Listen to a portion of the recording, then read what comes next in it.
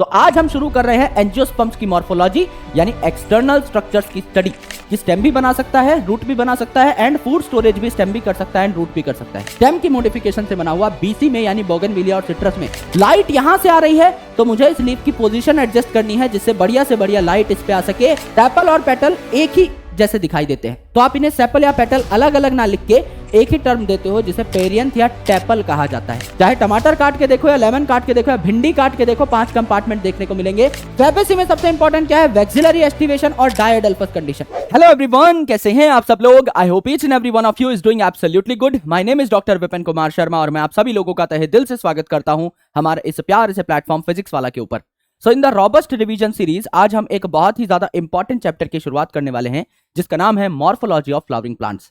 तो हम already cytology को पढ़ चुके हैं, यानी वहां 2 चैप्टर्स थे, cell the unit of life and cell cycle cell division. दोनों हमारे बढ़िया तरीके से कंप्लीट हो चुके हैं और आपका रिस्पॉन्स भी शानदार रहा है।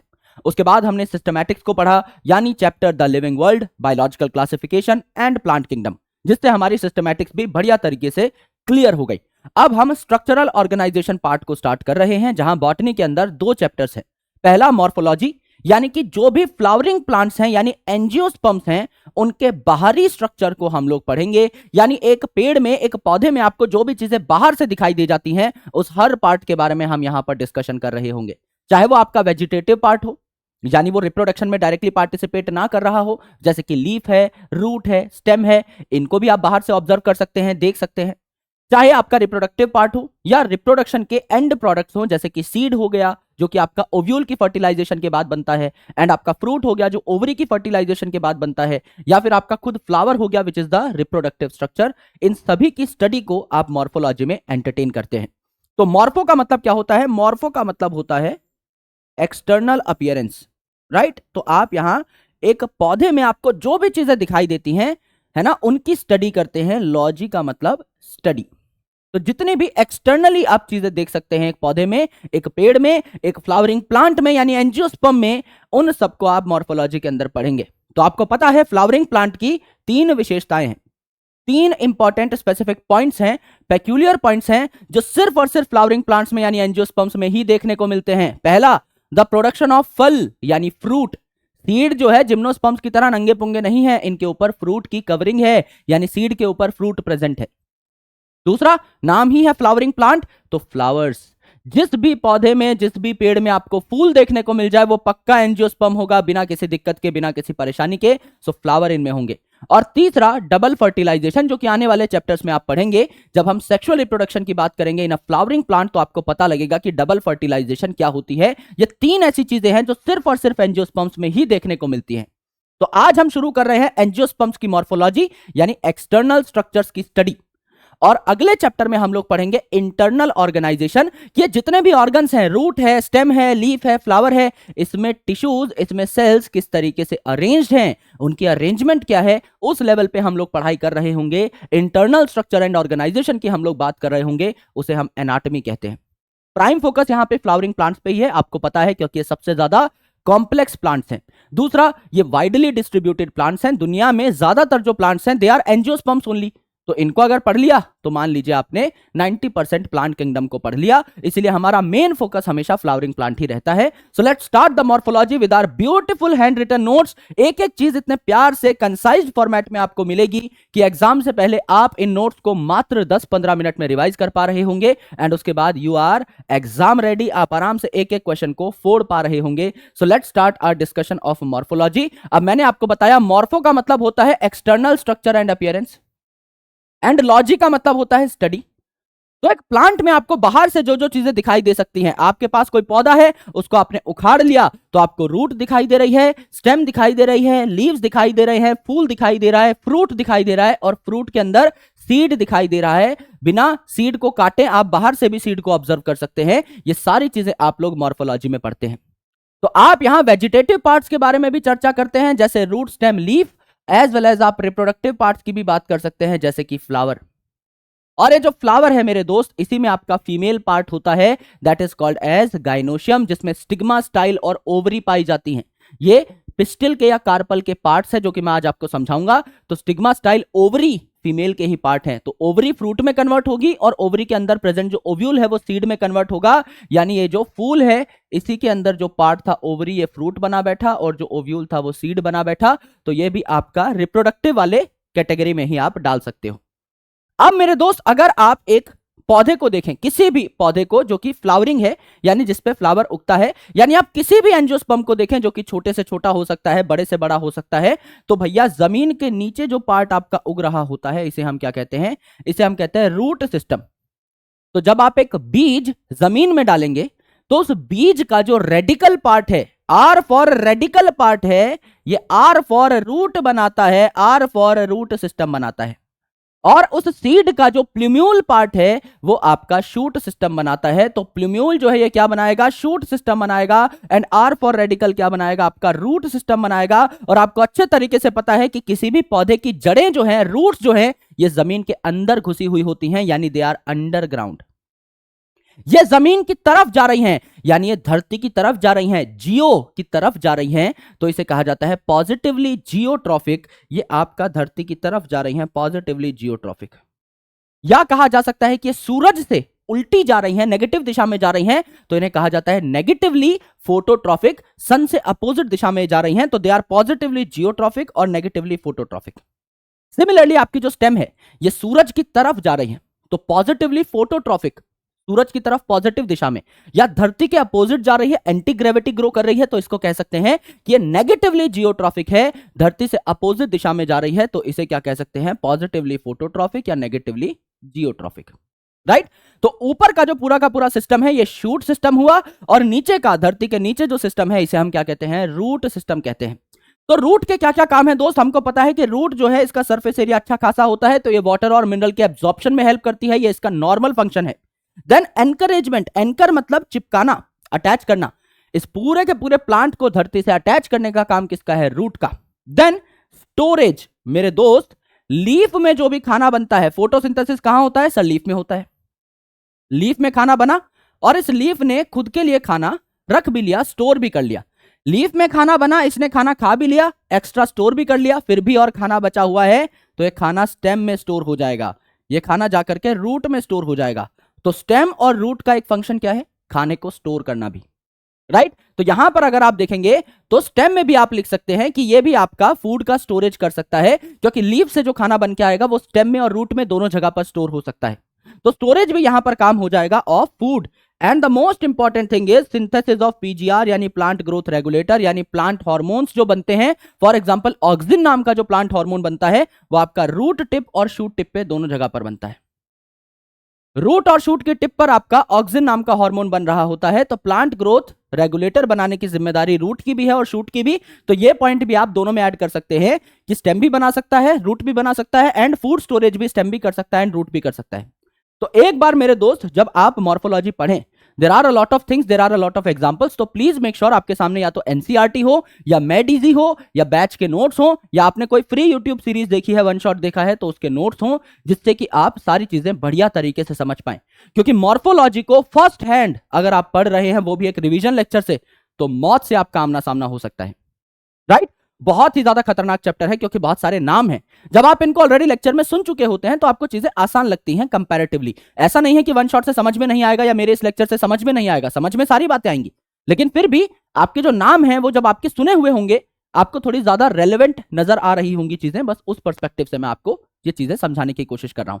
तो रूट के ये सारे काम हो सकते हैं। स्टेम का काम क्या हो सकता है, स्टेम पे ही सारी की सारी लीफ, ब्रांचेस, बड ये सब पाए जाते हैं। तो यहां पर स्प्रेडिंग आउट ब्रांचेस ये काम हो सकता है आपका किसका, आपका स्टेम का। राइट। यहां पर अगर आप देखेंगे it is the conducting pathway.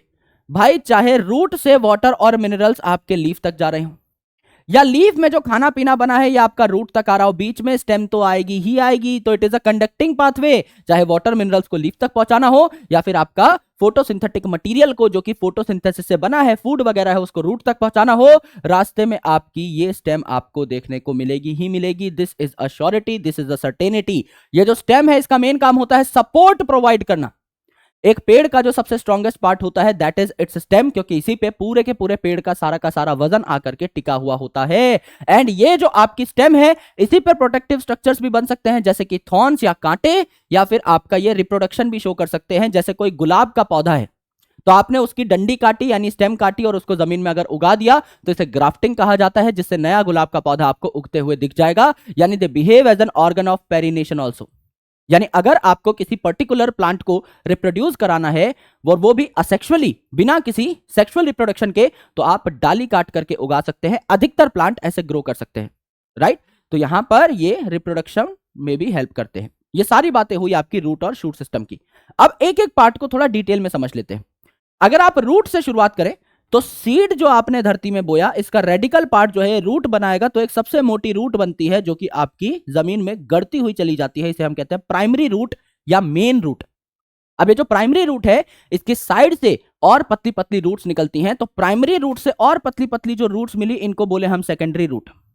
और इन सेकेंडरी रूट से भी पतली पतली रूट्स जो आपको देखने को मिली इनको हमने कहा टर्शरी रूट्स। इनको हमने कहा टर्शरी रूट्स। तो प्राइमरी रूट हो गई, लेटरल रूट हो गई यानी सेकेंडरी रूट, और इससे भी और लेटरल हो गई यानी साइड में उगने वाली टर्शरी रूट। इन सबको मिलाकर के हम क्या कहते हैं? प्राइमरी, सेकेंडरी और टर्शरी को मिलाकर के हम क्या कहते हैं? टैप रूट सिस्टम कहते हैं। जो कि हमने जिम्नोस्पर्म में भी देखा था कि जिम्नोस्पर्म बहुत बड़े बड़े साइजेस के हो सकते हैं। तो सबसे बड़ा जिम्नोस्पर्म कौन सा था?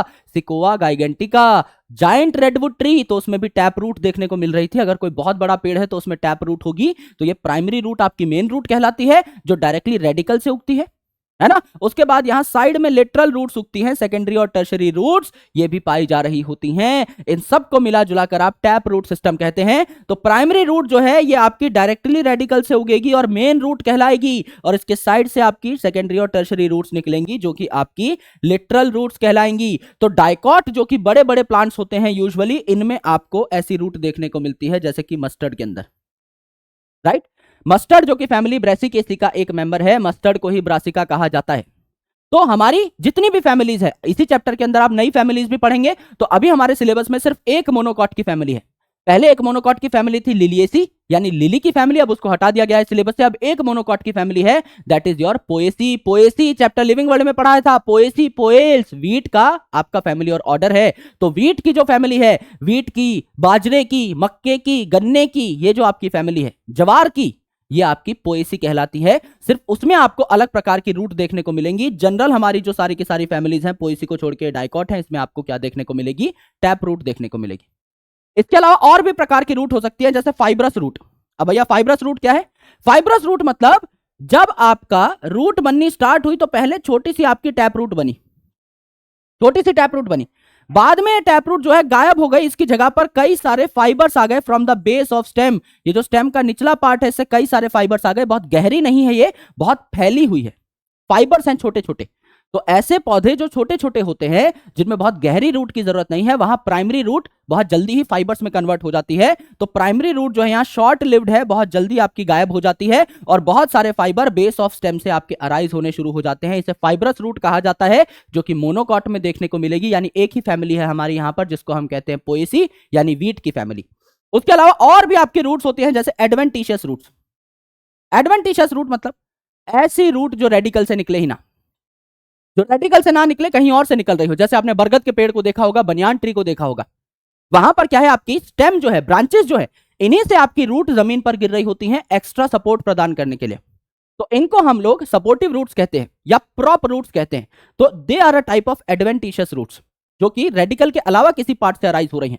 तो यूजुअली कुछ स्पीसीज हैं ग्रासेस की, आपका मॉन्स्टेरा है जिसकी एनसीईआरटी में इमेज भी दे रखी है, एज वेल एज आपका बनियान ट्री है। इनमें एडवेंटिशियस रूट्स देखने को मिलती हैं जो कि आपको अदर देन रेडिकल किसी और पार्ट से अराइज होती हुई दिखाई देती हैं। तो मॉन्स्टेरा, ग्रास और बनियान यहां पर आपके एग्जांपल हो जाएंगे। These are the three different type of roots. Tap root आपका डाइकॉट में, फाइब्रस रूट आपका मोनोकॉट में, और एडवेंटिशियस रूट के तीन एग्जांपल हैं आपका monstera, grasses and banyan tree. ये आपका रूट की बात हो गई।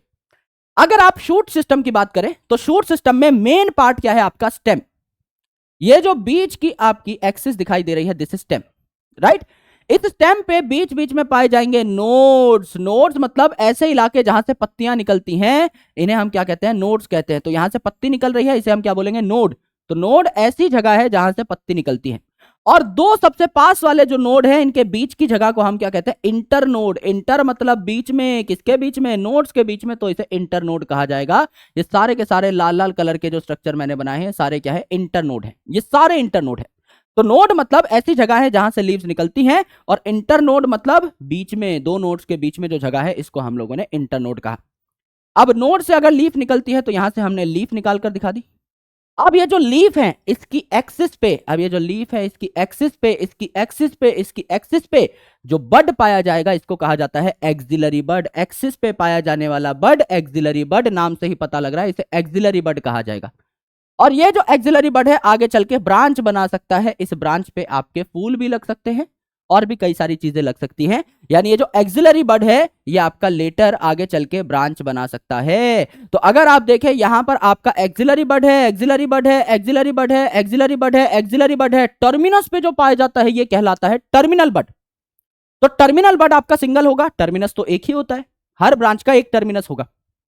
लेकिन एक्सिल्स काफी सारी हो सकती हैं बीच बीच में, तो एक्सिलरी बड मल्टीपल होते हैं। तो समझ लीजिए इस प्लांट को अपनी प्रोटेक्शन के लिए कांटे बनाने हैं, तो एक्सिलरी बड कांटे में कन्वर्ट होंगे, टर्मिनल बड सर एक्सिलरी बड, क्योंकि मल्टीपल हैं तो यहां से भी कांटा निकल जाएगा, यहां से भी, यहां से भी, यहां से भी, यहां से भी, तो ऊपर से नीचे कोई भी इस पौधे को खा नहीं पाएगा। अगर समझ लीजिए सिर्फ ऊपर कांटा लगा हुआ है, नीचे से कुतर करके चले जाएंगे हर्बीवोर इस पूरे के पूरे पौधे को।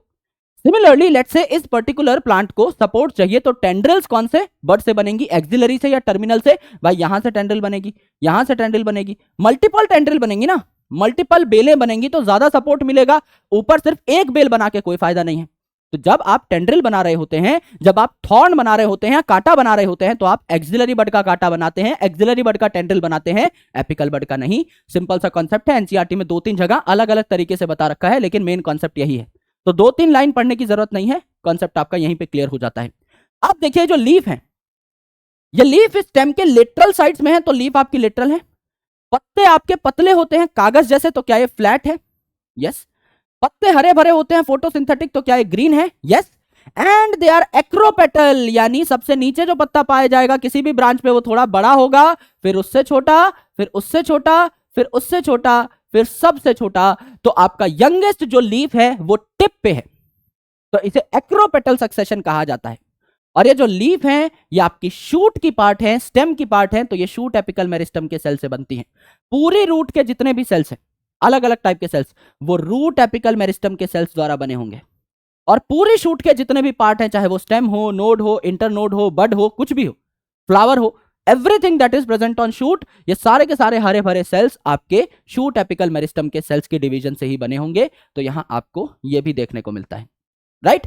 तो स्टेम जो है ये अर्लियर ग्रीन होती है जब पौधा हरा भरा होता है, नया होता है, और उसके बाद आगे चल के ये जो स्टेम है ये वुडी हो सकती है, लकड़ी की हो सकती है, बहुत ही ज्यादा आपकी सपोर्टिव हो सकती है।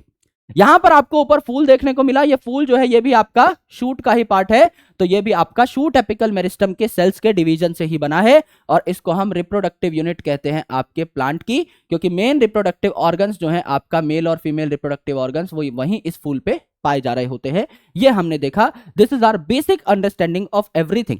काफी सारे पार्ट्स हमने यहां पर कवर किए, एंड आई होप आपको थोड़ी बहुत क्लैरिटी आ गई होगी जनरल एस्पेक्ट से। अब हम थोड़ा सा डिटेल में इन चीजों को लेकर के चलते हैं।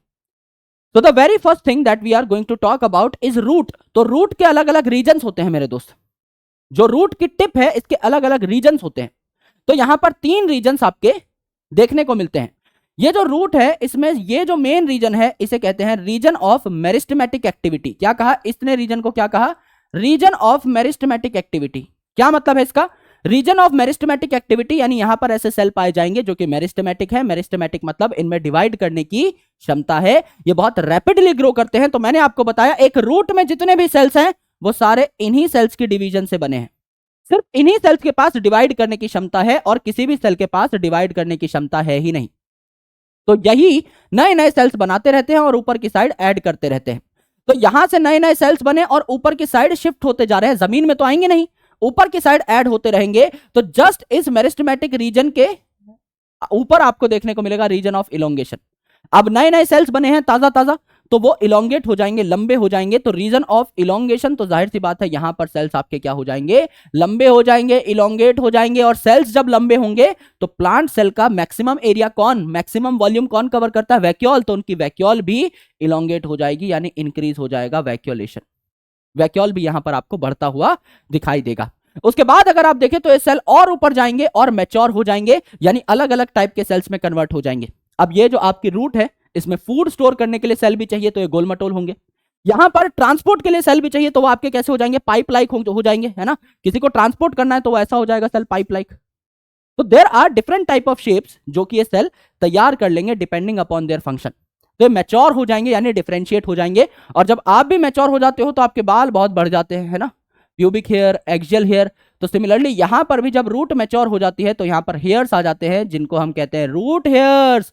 और ये रूट हेयर जो है रीजन ऑफ मैच्योरेशन में, ये रूट का सरफेस एरिया बहुत बढ़ा देते हैं, राइट। और अगर ये सरफेस एरिया बढ़ाएंगे तो अल्टीमेटली यहां पर ये फाइनली मैच्योर हो चुके हैं। सरफेस एरिया बढ़ाएंगे तो वाटर और मिनरल एब्जॉर्प्शन इस इलाके में मैक्सिमम हो पाएगा। फिर ये जो रूट के मेन सेल है, मेरिस्टेमेटिक सेल, जो रूट के सारे सेल्स को तैयार करेंगे, इनको प्रोटेक्शन भी चाहिए। तो एक थिम्बल लाइक स्ट्रक्चर बना लेते हैं, है ना, एक थंब लाइक स्ट्रक्चर बना लेते हैं, थिम्बल लाइक, जो कि इनको जमीन के अंदर जाने में भी हेल्प करे, जमीन में अपना रास्ता बनाने में हेल्प करे, as well as in main cells को प्रोटेक्ट भी करे। तो इसके दोनों काम होते हैं, एक तो जमीन अगर बहुत कठोर है तो उसमें रास्ता बनाने का काम, और दूसरा आपका इन मेरिस्टेमेटिक सेल के प्रोटेक्शन का काम। तो प्रोटेक्शन भी करेंगे और रास्ता भी तैयार करेंगे, ये काम है रूट कैप का।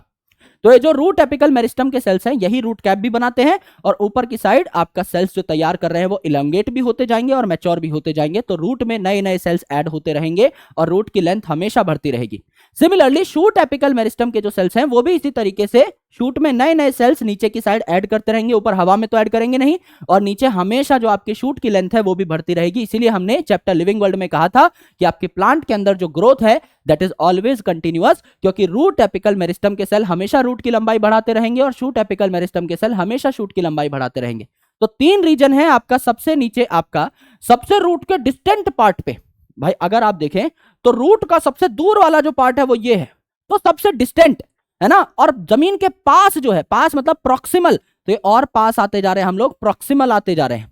तो यहां पर भी अगर आप देखें तो it is the most distal part reason of meristematic activity. इससे थोड़ा सा प्रॉक्सिमल रीजन ऑफ इलोंगेशन, इससे और प्रॉक्सिमल आपका रीजन ऑफ मैच्योरेशन। तो डिस्टल पार्ट से, D for distal, D for दूर वाले पार्ट से, P for proximal, P for पास वाले पार्ट पे हम लोग जा रहे हैं, धरती के पास जा रहे हैं। ये तो रूट का सबसे किनारा है, सबसे एंड वाला पार्ट है।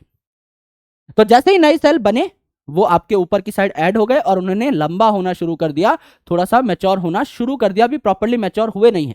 जब वो रीजन ऑफ मैच्योरेशन में पहुंचेंगे तो प्रॉपर्ली मैच्योर हो जाएंगे, अपने शेप को चेंज कर लेंगे, साइज को चेंज कर लेंगे और एक पर्टिकुलर काम करने लग जाएंगे, यानी कि वो अपने प्रोटोप्लाज्मिक और सेल वॉल मॉडिफिकेशन कर चुके होंगे। क्योंकि जैसा देश वैसा भेष, अब जैसा सेल बनेगा वैसे ही उसमें सेल वॉल होगी। फॉर एग्जाम्पल यहां पे एक ऐसा सेल चाहिए जो स्टोरेज करता हो, स्टोरेज करता है तो उस सेल को लिविंग होना जरूरी है, तो उस पर सेल्यूलोज की सेल वॉल होगी।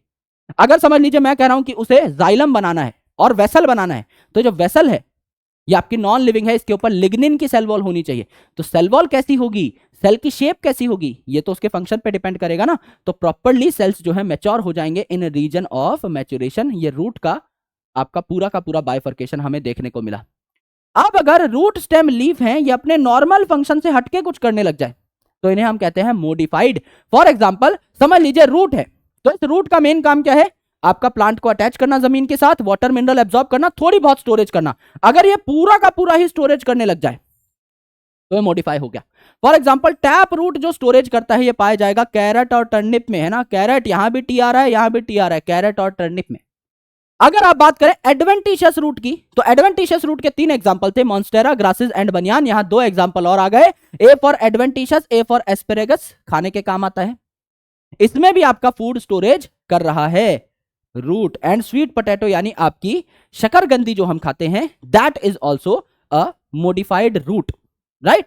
अगर आप देखें प्रॉप रूट, तो प्रॉप रूट हमने बनियान ट्री में देखी थी, ये सपोर्ट के काम आती है। और सेम प्रकार की रूट होती हैं स्टिल्ट रूट। स्टिल्ट रूट मतलब गन्ने में, गन्ना जो है, मक्का जो है, इनके नीचे वाले जो नोड्स होते हैं यहां से कुछ रूट्स निकल रही होती हैं जो इस पतले से गन्ने को जमीन से अटैच करती हैं। तो लोअर नोड से निकल रही होती हैं रूट्स, जो कि गन्ने को जमीन से अटैच करने की कोशिश करती हैं। तो मक्के में और शुगर केन में ये आपको देखने को मिलती है। Pneumatophores are special type of roots, और ये पीवाईक्यू में पूछी भी गई है, इसीलिए इसको मैंने हरा भरा कर रखा है। ये दोनों सवाल आ चुके हैं। न्यूमेटोफोर मतलब इन मार्शी एरियाज, यानी ऐसे इलाके जहां पर कीचड़ बहुत ज्यादा है, तो उस कीचड़ वाले इलाके में ऑक्सीजन निकाल पाना बहुत मुश्किल है। पानी से नॉर्मली प्लांट ऑक्सीजन निकाल लेते हैं, लेकिन कीचड़ जो है वहां पे प्रॉपर पानी नहीं है, प्रॉपर मिट्टी नहीं है, क्लॉग हो रखा है सब कुछ। तो अल्टीमेटली रूट्स जो है वो ऊपर की साइड ग्रो करने लग जाती हैं राइजोफोरा की। इन्हें न्यूमेटोफोर्स कहा जाता है या रेस्पिरेटरी रूट्स कहा जाता है, क्योंकि इनका मेन काम क्या है? रेस्पिरेशन, यानी ऑक्सीजन का आदान प्रदान। अब अगर आप देखें तो स्टेम जो है ये भी अपने आप को मॉडिफाई कर सकती है। फॉर एग्जाम्पल, आपका फूड स्टोरेज के लिए स्टेम जो है ये भी अपना मेन पर्पस फूड स्टोरेज का ही रख सकती है, जैसा कि जमीन के अंदर पाए जाने वाले काफी सारे इंपॉर्टेंट स्टेम्स। जैसे कि जमीन के अंदर पाए जा रहा है तो जमीन कंद, आपका कोलोकेसिया यानी अरबी हो जाएगी, पोटैटो यानी आलू हो जाएगा, टर्मरिक यानी हल्दी हो जाएगी, जिंजर यानी अदरक हो जाएगी। सारे एक जैसे ही दिखते हैं, मिटिया कलर के दिखते हैं, चाहे वो आपका टर्मरिक हो, चाहे आपकी अदरक हो, चाहे आपका आलू हो, एक जैसे कलर के दिखते हैं, मिट्टी जैसे कलर के, जैसे इन्हें जमीन से उखाड़ा हो। तो ये आपके जमीन के अंदर रहते हैं, दे आर अंडरग्राउंड स्टेम्स। और अंडरग्राउंड, ग्राउंड का नाम सुनते ही पहला दिमाग में नाम आ जाना चाहिए जमीन कंद, और उससे मिलती जुलती जिनकी भी शक्लें हैं वो चारों के चारों इसके साथी।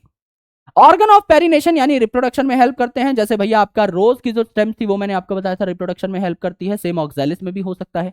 टेंड्रिल यानी बेल बना सकते हैं किसमें? जीजी में, जीजी में यानी ग्रेप वाइन में यानी अंगूर में, और गॉड्स में।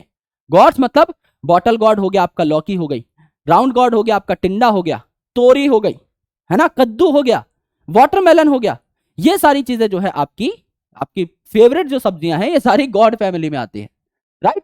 थॉर्न्स यानी कांटे बनेंगे किसमें? बीसी में। कांटा लगा तो भैया मुंह से कुछ निकल गया, है ना। बी और सी, बोगनवेलिया और सिट्रस में आपको ये देखने को मिलेगा।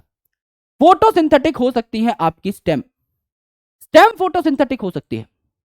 अगर लीव्स किसी पर्टिकुलर प्लांट में वेल डेवलप्ड नहीं है, या फिर उनको झाड़ दिया गया है जानबूझ के फॉर वाटर कंजर्वेशन, तो स्टेम आपकी फोटोसिंथेटिक हो सकती है। ये फ्लैट स्टेम हो सकती है, जैसे ओपोन्शिया में यानी कैक्टस में फ्लैट होती है आपकी डिस्क जैसी, या फिर ये आपके फ्लैशी सिलेंड्रिकल हो सकती है वाटर बॉटल जैसी, जैसे कि यूफोर्बिया में। दोनों सवाल पूछे जाते हैं, ये फ्लैट किसमें, फ्लैशी सिलेंड्रिकल किसमें? लास्ट ईयर ही सवाल आया था, 2023 का सवाल है। रनर की अगर आप बात करें तो आप भागने जाते हैं कहां पर? घासों पे भागने जाते हैं, ट्रैक में, वहीं स्ट्रॉबेरी भी उगती हुई दिखाई देती है यूजुअली घासों पे ही, तो ग्रास एंड स्ट्रॉबेरी में रनर होता है। स्टोलन किसको चुरा सकते हो? सर ऐसा हुआ ही नहीं कि कभी रेस्टोरेंट गए हो और मिंट की पैकेट ना मारी हो, तो मिंट और जैस्मिन का फूल आप चुरा सकते हो, तो स्टोलन इसमें। ऑफसेट आपका वाटर वालों में देखने को मिलता है, दैट इज आइसोर्निया, जिसको वाटर हाइसिंथ कहा जाता है, और पिस्टिया, ये दोनों ही पानी में मिलते हैं, तो इन्हीं में ऑफसेट आपको देखने को मिलेगा, जो इनमें वेजिटेटिव प्रोपगेशन को बहुत ज्यादा बढ़ा देता है। और इसीलिए वाटर हाइसिंथ को हम टेरर ऑफ बंगाल भी कहते हैं। बंगाल में इसको इंट्रोड्यूस किया गया था वहां की वाटर बॉडीज में, क्योंकि दिखने में बहुत ज्यादा खूबसूरत था, पर इसने उन सारी वाटर बॉडीज पे कब्जा कर लिया। यही फैलता गया उन वाटर बॉडीज पे, तो नीचे ना ऑक्सीजन बढ़िया जाने दी, सारी ऑक्सीजन खुद सोख गया, और ना सनलाइट नीचे तक पेनिट्रेट कर पा रही थी, तो एक वाटर बॉडी के सारे ऑर्गेनिजम्स को इसने मार दिया, अकेला वहां पे जिंदा रहता रहा। सर जब से 11वीं क्लास में आए हैं दिमाग सक कर रखा है पीसीबी ने, यानी फिजिक्स केमिस्ट्री बायो ने, लेकिन यहां हो जाएगा pineapple, chrysanthemum and banana sucker.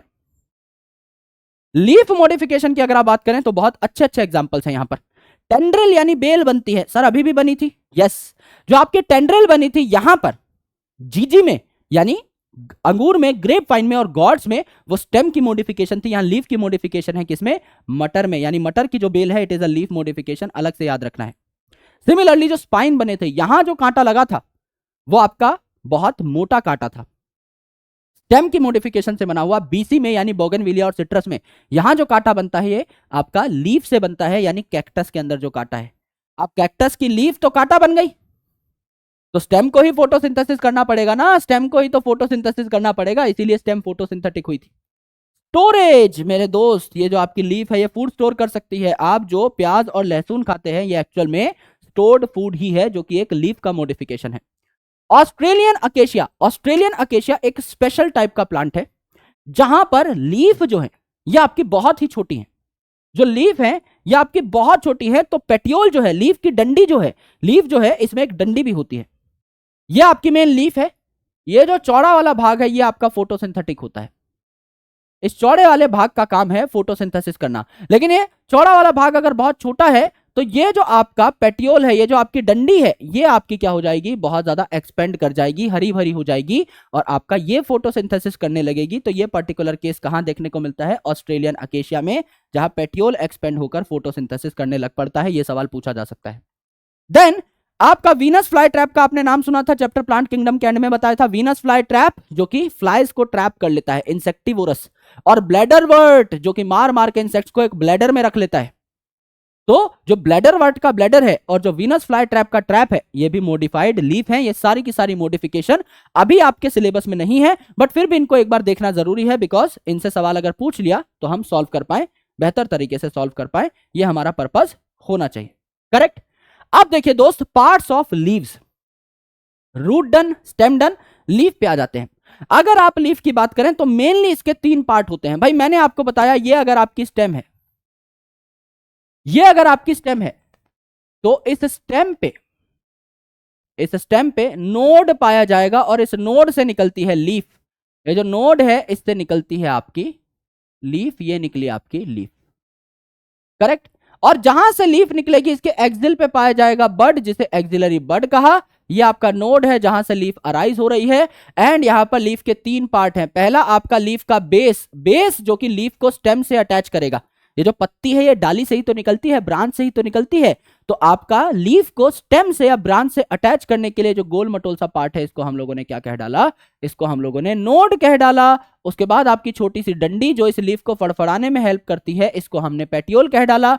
और फिर आपका जो मेन पार्ट है, पेपर जैसा चौड़ा और पतला, इसको हम कहते हैं लमाइना। लमाइना का मतलब ही होता है एक ऐसी चीज जिसकी थिकनेस कम है लेकिन सरफेस एरिया बहुत ज्यादा है। पेपर जैसा, कागज जैसा, वैसा ही आपका लीफ भी होता है। राइट। तो अगर आप पहला पार्ट देखेंगे तो ये है आपका लीफ बेस। तो ये जो लीफ बेस है, ये आपका पेटियोल को, इस डंडी को आपकी स्टेम से कनेक्ट करता है। इन दोनों के बीच में ही तो लीफ बेस पाया जा रहा है, बिल्कुल पाया जा रहा है। ये 2 टाइप की मॉडिफिकेशन शो कर सकता है जिनसे क्वेश्चन बन सकता है। ये लीफ बेस कई बार आपका फैल सकता है और इस स्टेम को पकड़ सकता है, पार्शियली भी कवर कर सकता है और कंप्लीटली भी कवर कर सकता है। ये देखने को मिलता है आपको मोनोकॉट्स में। हमारे पास मोनोकॉट की एक ही फैमिली है, दैट इज पोएसी। तो बाजरे में और वीट में ये देखने को मिलता है। तो इन मोनोकॉट्स आपका ये लीफ शीथ बना लेता है, यानी ये जो आपका लीफ का पार्ट है, लीफ बेस, ये स्टेम को पार्शियली या कंप्लीटली कवर कर लेता है। It makes leaf sheath. और लेग्यूमिनस प्लांट में, यानी फैमिली लेग्यूमिनेसी के प्लांट में, यानी पी और बीन में, मटर में, बीन में, राजमा में, चने में, इन सब में अगर आप देखें तो आपका ये मोटा हो जाता है और पल्विनस बना लेता है। ये जो पार्ट है ये सूज जाता है, ये सूजा हो जाता है, ये रेमोडिसूजा हो जाता है और ये क्या कर लेता है, बेसिकली यहां पर बढ़िया तरीके से वाटर स्टोर कर सकता है। इस सूजे हुए पार्ट को हम क्या कहते हैं, पल्विनस कह सकते हैं। ऑस्मोटिक एक्टिविटीज के लिए इस पल्विनस में बहुत इंपॉर्टेंट रोल है। ठीक है। तो ये है आपका लीफ बेस। तो लीफ बेस पे आपका एक्सिलरी बड भी पाए गए लीफ के एक्सिल पे, और 2 छोटे छोटे लीफ लाइक स्ट्रक्चर पाए गए जिनको क्या कहा जाता है, स्टिप्यूल। जरूरी नहीं है हमेशा पाए ही जाए। Right. For example Leguminosae family में पाए जाते हैं, मटर वगैरह में, कई फैमिलीज में नहीं भी पाए जाते। तो अगर स्टिप्यूल पाए जा रहे हैं किसी प्लांट में तो इट इज स्टिप्यूलेट, अगर नहीं पाए जा रहे तो एक्स स्टिप्यूलेट। अधिकतर में ये स्टिप्यूल्स यूजुअली नहीं देखने को मिलते, तो अधिकतर प्लांट्स आपके एक्स स्टिप्यूलेट होते हैं, कुछ आपके स्टिप्यूलेट होते हैं, जैसे वही आपका फैमिली फैबेसी के मेंबर, जैसे कि आपका मटर। यह आपका लीफ बेस है। अब यह डंडी है जो कि इस लीफ को फड़फड़ाने का काम करती है। जो डंडी है इसकी वजह से लीफ की पोजीशन एडजस्ट हो सकती है। लाइट यहां से आ रही है तो मुझे इस लीफ की पोजीशन एडजस्ट करनी है जिससे बढ़िया से बढ़िया लाइट इस पे आ सके। और जब लीफ को गर्मी लग रही है, प्लांट को गर्मी लग रही है, तो इस लीफ को मैं फड़फड़ा भी सकता हूं जिससे इसकी कूलनेस बरकरार रहे, इस पे फ्रेश एयर आ सके। तो मेरे भाई इसको बढ़िया लाइट मिल सके, ये आपका फ्लटर करके फ्रेश एयर खा सके, यानी टेम्परेचर कम हो सके, इसको ठंडक मिल सके। ये काम कौन करता है, ये डंडी करती है, जिसको हम लोगों ने क्या कहा, पेटियोल कहा। और फिर आपका मेन पार्ट है लेमाइना। लेमाइना में क्या है, ये मेन आपकी मिडरिब है, बीच का पाइप, बीच का पाइप, तो इसे मिड रिब कहा। और इससे निकल रही हैं वेन्स, और वेन से निकल रही हैं पतली पतली वेनलेट्स। ये एक्चुअल में क्या है, ये कम्युनिकेशन पाइप्स हैं। जैसे आपकी छत, जब आपकी घर की छत बनाई जाती है तो उसमें सरियों का जाल बिछाया जाता है for increased strength, for rigidity. तो यहां ये रिजिडिटी तो देंगी, सरियों के नेटवर्क की तरह बिहेव कर रही हैं, लेकिन उसके साथ साथ मेरे भाई ये और क्या कर रही हैं, ये आपका यहां पर एक और काम कर रही हैं, दैट इज ट्रांसपोर्टेशन। समझ लीजिए यहां पर इस लीफ में खाना बना, इस खाने को अगर जाना है आपका रूट तक तो इस रास्ते से जाएगी ना। रूट से आपका वाटर एंड मिनरल्स आए तो ये पत्ती के कोने कोने तक वाटर मिनरल्स कहां से पहुंचेंगे? इन पाइप्स के थ्रू ही तो पहुंचेंगे। बिल्कुल सर, इन पाइप्स के थ्रू ही पहुंचेंगे। करेक्ट है जी, करेक्ट है, यही तो बात है। तो they are basically channels for transport and ये रिजिडिटी भी प्रोवाइड करते हैं। तो ये है आपकी सेंट्रल मिडरिब, ये वेन्स और वेनलेट आपके लमाइना के ये पार्ट है। करेक्ट।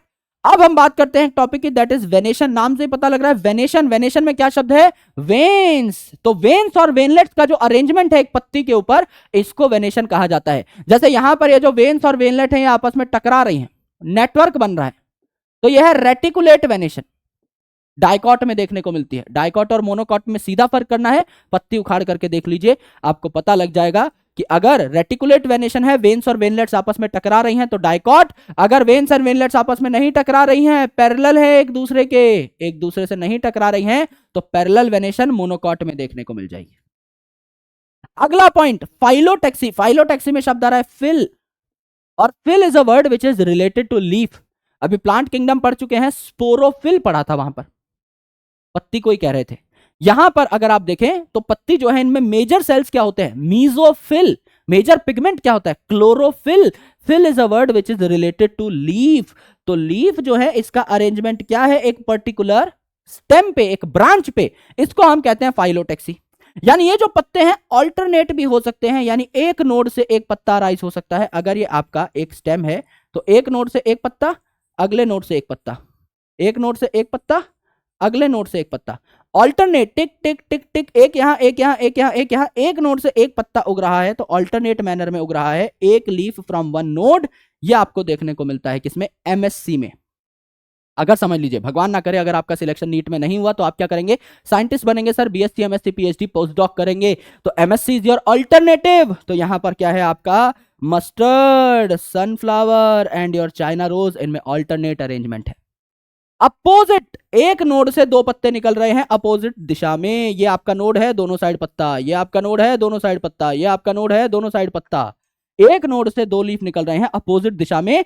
तो अगर आप डीएनए की बात करें तो वहां पे सी जो है साइटोसिन, ये ग्वानिन के अपोजिट होता है, तो यहां पर C for Calotropis, G for guava, ये दोनों अपोजिट के एग्जांपल हैं, अपोजिट होते हैं ना सी और जी एक दूसरे के। और एक ही नोड से मल्टीपल पत्ते निकल रहे हैं तो आपका होल इसे कहा जाता है। बहुत सारे पत्ते निकल रहे हैं, जैसे कि एल्स्टोनिया, ये सवाल आपका पूछा जाता है, पीवाईक्यू का सवाल है। जब एक ही नोड से बहुत सारे पत्ते निकले, मोर देन 2 पत्ते निकले, तो it is hold phyllotaxy. Correct. अब बात करते हैं टाइप ऑफ लीव्स की। लीफ होती कितने प्रकार की हैं, इस बारे में बात कर लेते हैं। एक तो होती है सिंपल लीफ, जो कि हमें पेड़ों पे नॉर्मली देखने को मिलती है, दिस इज सिंपल लीफ। और इस सिंपल लीफ में अगर कटाव है भी, अगर इसमें इंसीजन है भी, ये इंसीजन यानी पत्ती अंदर की साइड घुस रही है, इसके फ्रेगमेंट बनने के लिए तैयार हो रहे हैं, तो ये आपकी इंसाइज्ड लीफ है। तो भी ये जो आपकी इंसीजन्स हैं, ये जो आपकी डिप्रेशंस हैं, ये मिडरिब को नहीं छू रही हैं, यानी पत्ते के मल्टीपल टुकड़े नहीं हो रहे हैं, तो इसे सिंपल लीफ कहेंगे, है ना। लीफ स्टेम में उगी हुई है, तो स्टेम से लीफ जहां से निकल रही है, यहां एक्सिलरी बड पाया जाएगा, एकदम पाया जाएगा। अगर समझ लीजिए ये जो इंसीजन है ये इस मिडरिब को छू दे, तो पत्ते के कई टुकड़े हो जाएंगे ना। यहां पे अगर आप बनाएं ये डायग्राम खुद से, तो ये पत्ते का एक टुकड़ा हो गया, ये 2 टुकड़े हो गए, ये 3 टुकड़े हो गए, ये 4 टुकड़े हो गए, ये 5 टुकड़े हो गए। एक ही पत्ती के 5 टुकड़े हो गए, तो इनको क्या कहेंगे? लीफ नहीं, लीफलेट कहेंगे। तो ये पूरा जो है एक लीफ था जिसके 5 टुकड़े हो गए हैं, लीफलेट।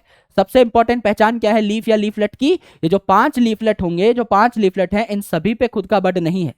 ये जो एक एक्सिलरी बड है, ये इसी पे पाया जाएगा बस, जहां से मेन ये लीफलेट तैयार हुई, बाकी कहीं पे एक्सिलरी बड नहीं है। तो this is compound leaf. Simple leaf मतलब या तो सिंपल लीफ है, कोई इंसीजन नहीं है, कोई कटाव फटाव नहीं है, या अगर थोड़ा बहुत डिजाइन बना भी हुआ है, थोड़ा बहुत कटाव है भी, तो मिडरिब तक नहीं पहुंच रहा, यानी पत्ते के फ्रेगमेंट्स नहीं बन रहे। अगर पत्ते के फ्रेगमेंट बन जाएं, लीफलेट्स बन जाएं, तो उसे क्या कहा जाता है? कंपाउंड लीफ कहा जाता है, जहां पर आपको सिर्फ मेन लीफ पे एक्सिलरी बड देखने को मिलेगा, लीफलेट पे कोई अलग से एक्सिलरी बड नहीं होता। यानी चाहे सिंपल लीफ हो, यहां भी एक पत्ते पे एक एक्सिलरी बड, यहां भी एक एक्सिलरी बड, यहां भी एक एक्सिलरी बड, क्योंकि पत्ता एक ही है जिसके 5 टुकड़े हो चुके हैं, लीफलेट है, राइट। तो यहां पे अगर आप देखें तो ये जो आपका कंपाउंड लीफ है, ये भी 2 तरीके का हो सकता है, एक पिन्नेटली कंपाउंड और एक पामेटली कंपाउंड। पिन्नेटली कंपाउंड में एक शब्द आ रहा है पिन, तो पिन जैसी एक एक्सिस होगी जैसे नीम का पत्ता होता है, इसी के दोनों साइड में आपके पत्ते देखने को मिलेंगे। तो पिन जैसी आपकी एक्सिस है, इसे रैचिस कहा जाता है, ये नीम में देखने को मिलती है। तो इसे इट इज पिनेटली कंपाउंड, एक पिन जैसी एक्सिस है। और पामेटली कंपाउंड, पाम मतलब होती है हथेली, तो जैसे आपकी हथेली है इसी पे आपकी पांचों की पांचों फिंगर्स उगी हुई हैं। सिमिलरली यहां पर एक ही कॉमन पॉइंट है जहां पर अलग अलग आपकी लीफलेट उगी हुई हैं, है ना, एक कॉमन पॉइंट से निकल रही हैं, तो इसे क्या बोला, पामेटली कंपाउंड, राइट। जैसे कि आपका सिल्क कॉटन के अंदर ये भी आपको पूछा जाता है। नीम तो हमारा देखा हुआ है, सिल्क कॉटन जो है ये आपको पूछा जाता है स्पेसिफिकली एग्जामिनेशन में। Now these are the vegetative parts. आपका स्टेम हो चुका है, रूट हो चुका है, and your leaf is also done, right. यहां पर सारे के सारे जनरल पार्ट्स के हम लोगों ने जानकारियां इकट्ठी करी, यहां पर मॉडिफिकेशन देखी और पार्ट्स ऑफ रूट देखे, यहां पे पार्ट्स ऑफ और टाइप ऑफ लीफ हम लोगों ने देख लिया। Now it is time to enter into a very new topic, that is flower. अब हम इंपॉर्टेंट टॉपिक के अंदर एंटर कर रहे हैं जिसका नाम है फूल, राइट। तो अगर आप देखें तो ये स्टेम है, तो स्टेम पे अलग अलग नोड्स होते हैं और हर नोड से पत्ती निकलती है ना। कई नोड ऐसे होते हैं, ये आपका अगर शूट की टिप है तो इसको हम कहते हैं शूट एपिकल मेरिस्टम के सेल्स। शूट के एपेक्स पे शूट एपिकल मेरिस्टम के सेल, इनमें से कुछ सेल ना मॉडिफाई हो जाते हैं और ये बना लेते हैं फ्लोरल मेरिस्टम।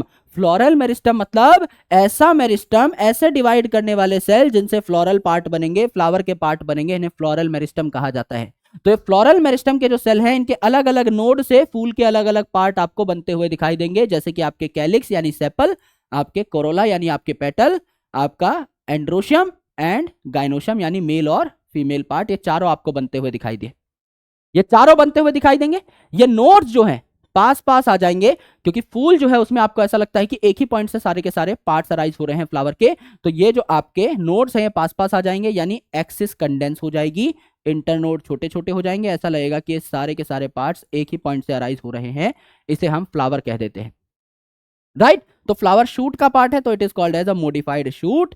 और यहां पर आपका शूट टिप जो है अगर वो फ्लावर में कन्वर्ट हो रही है, अगर शूट की टिप फ्लावर में कन्वर्ट हो रही है तो एक ही फ्लावर बनेगा, तो इट इज ऑलवेज सॉलिटरी। अगर अलग अलग पार्ट्स फ्लावर बना रहे हैं तो मल्टीपल फ्लावर देखने को मिलेंगे। अगर शूट की टिप एक फूल में कन्वर्ट हो रही है तो यह हमेशा अकेला ही पाया जाएगा, झुंड में नहीं पाया जाएगा, राइट। अगर आप देखें तो इन्फ्लोरेसेंस क्या होती है, इन्फ्लोरेसेंस का मतलब आपकी ब्रांच के ऊपर फ्लावर की अरेंजमेंट्स।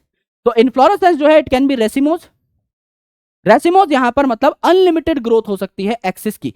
भाई यहां पर अगर आप देखें तो ये आपकी एक एक्सिस है, ये आपकी एक ब्रांच है, इसमें नीचे की साइड फूल उग रहे हैं बड़े बड़े, ऊपर और छोटे छोटे फूल विद टाइम उगते जाएंगे। एक्सिस कितनी भी लंबी कर लो और छोटे छोटे फूल आते जाएंगे। नीचे वाली एक्सिस जो है इस पे जो फूल हैं ये और बड़े होते जाएंगे टाइम के साथ, ऊपर और छोटे फूल और छोटे फूल और छोटे फूल और छोटे फूल। बड़ी चीज के ऊपर छोटी चीज तो कितनी भी रख दो कोई दिक्कत नहीं है। तो यहां पर एक्रोपेटल सक्सेशन होती है, जैसे लीफ में देखने को मिली थी, नीचे बड़े फूल ऊपर छोटे फूल लगाते जाओ, अनलिमिटेड ग्रोथ ऑफ एक्सिस यानी कंटिन्यूअस ग्रोथ ऑफ एक्सिस हमें देखने को मिलेगी, जैसे फैमिली फैबेसी के मेंबर्स। दूसरा देखिए, अगर मेरे भाई ये एक एक्सिस है और इसकी टिप पे ही एक मोटा फूल आकर के बैठ गया और अब बोला भैया इससे ऊपर ग्रोथ नहीं हो पाएगी, नीचे जितनी ग्रोथ करनी है करिए, तो यहां पर इससे छोटे फूल आएंगे नए वाले, फिर इससे भी छोटे आएंगे और नए वाले, फिर सबसे छोटे आएंगे और नए वाले।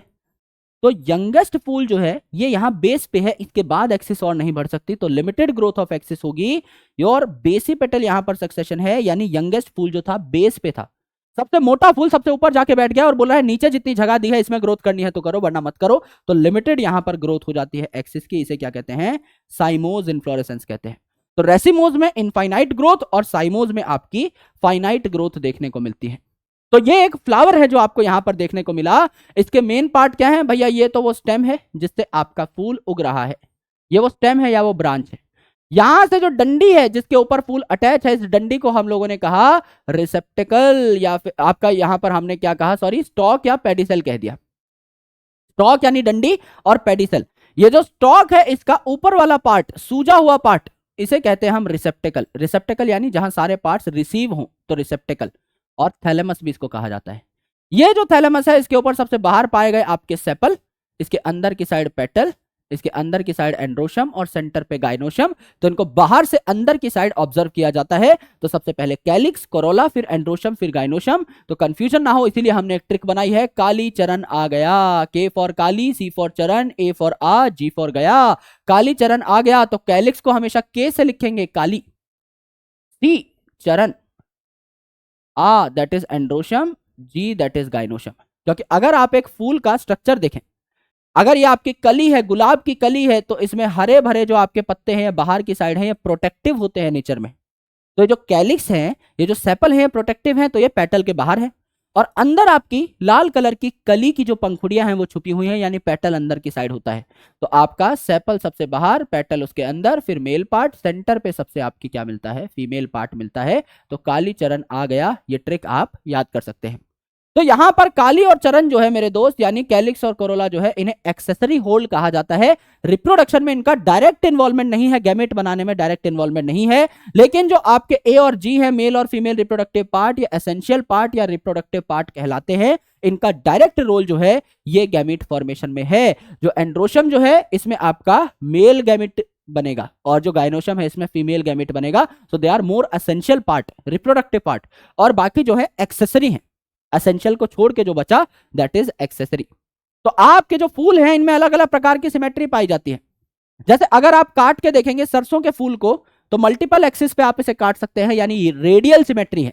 अगर आप देखेंगे दतूरे के फूल को, तो पेंटामेरेसा अलग अलग एक्सिस पे आप काट सकते हैं।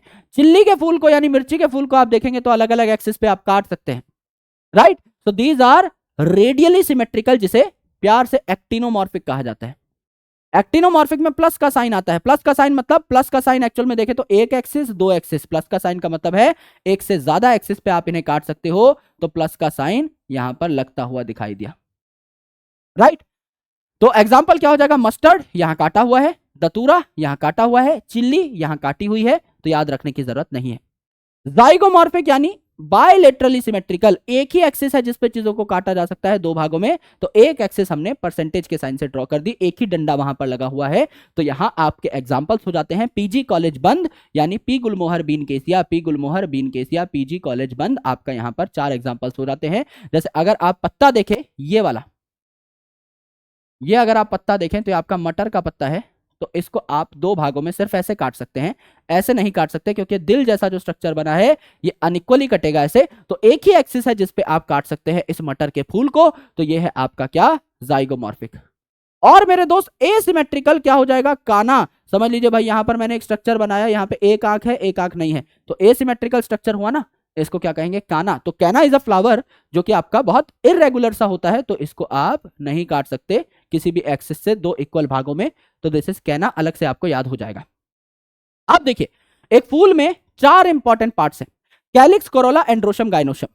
अब हमें देखना है कि भैया ओवरी के रिस्पेक्ट में यानी गाइनोशियम के रिस्पेक्ट में बाकी पार्ट्स कैसे अरेंज्ड हैं। गाइनोशियम से ऊपर के लेवल पे, गाइनोशियम के साथ साथ सेम लेवल पे, या गाइनोशियम के नीचे लेवल पे। यानी गाइनोशियम जो है क्या ये सबसे ऊपर बैठी हुई है, बाकी पार्ट नीचे है, बाकी पार्ट इंफीरियर है, गाइनोशियम सुपीरियर है, या गाइनोशियम सबसे नीचे है, बाकी पार्ट ऊपर है, यानी बाकी पार्ट सुपीरियर है, गाइनोशियम आपके इंफीरियर है, या फिर बाकी पार्ट साथ साथ है, सब कोई सेम पेडेस्टल पे पाए जा रहे हैं। यहां पे देखिए, अगर आप देखें तो नीचे से आपका हरा भरा पत्ता अराइज हो रहा है, उसके बाद आपका पेटल अराइज हो रहा है, उसके बाद एंड्रोशियम सबसे ऊपर बैठी हुई है, गाइनोशियम। तो ये जो ओवरी है सबसे ऊपर बैठी हुई है, तो क्या इसे सुपीरियर ओवरी कहेंगे, कहेंगे। ओवरी सुपीरियर है, बाकी पार्ट नीचे हैं, ओवरी सुपीरियर है, बाकी पार्ट नीचे हैं, तो ओवरी सुपीरियर, बाकी पार्ट्स को लाइन से दिखाते हैं, तो जी के नीचे लाइन लगा देंगे, जी के नीचे डंडा लगा देंगे कि यहां पर भैया बाकी पार्ट्स नीचे की साइड हैं। इसे कहते हैं हाइपोगाइनस। हाइपो मतलब नीचे, गाइनस मतलब गाइनोशियम के, तो बाकी सारे पार्ट गाइनोशियम के नीचे देखने को मिल रहे हैं। दिस इज हाइपोगाइनस कंडीशन, या इसे कहा जाता है superior ovary condition.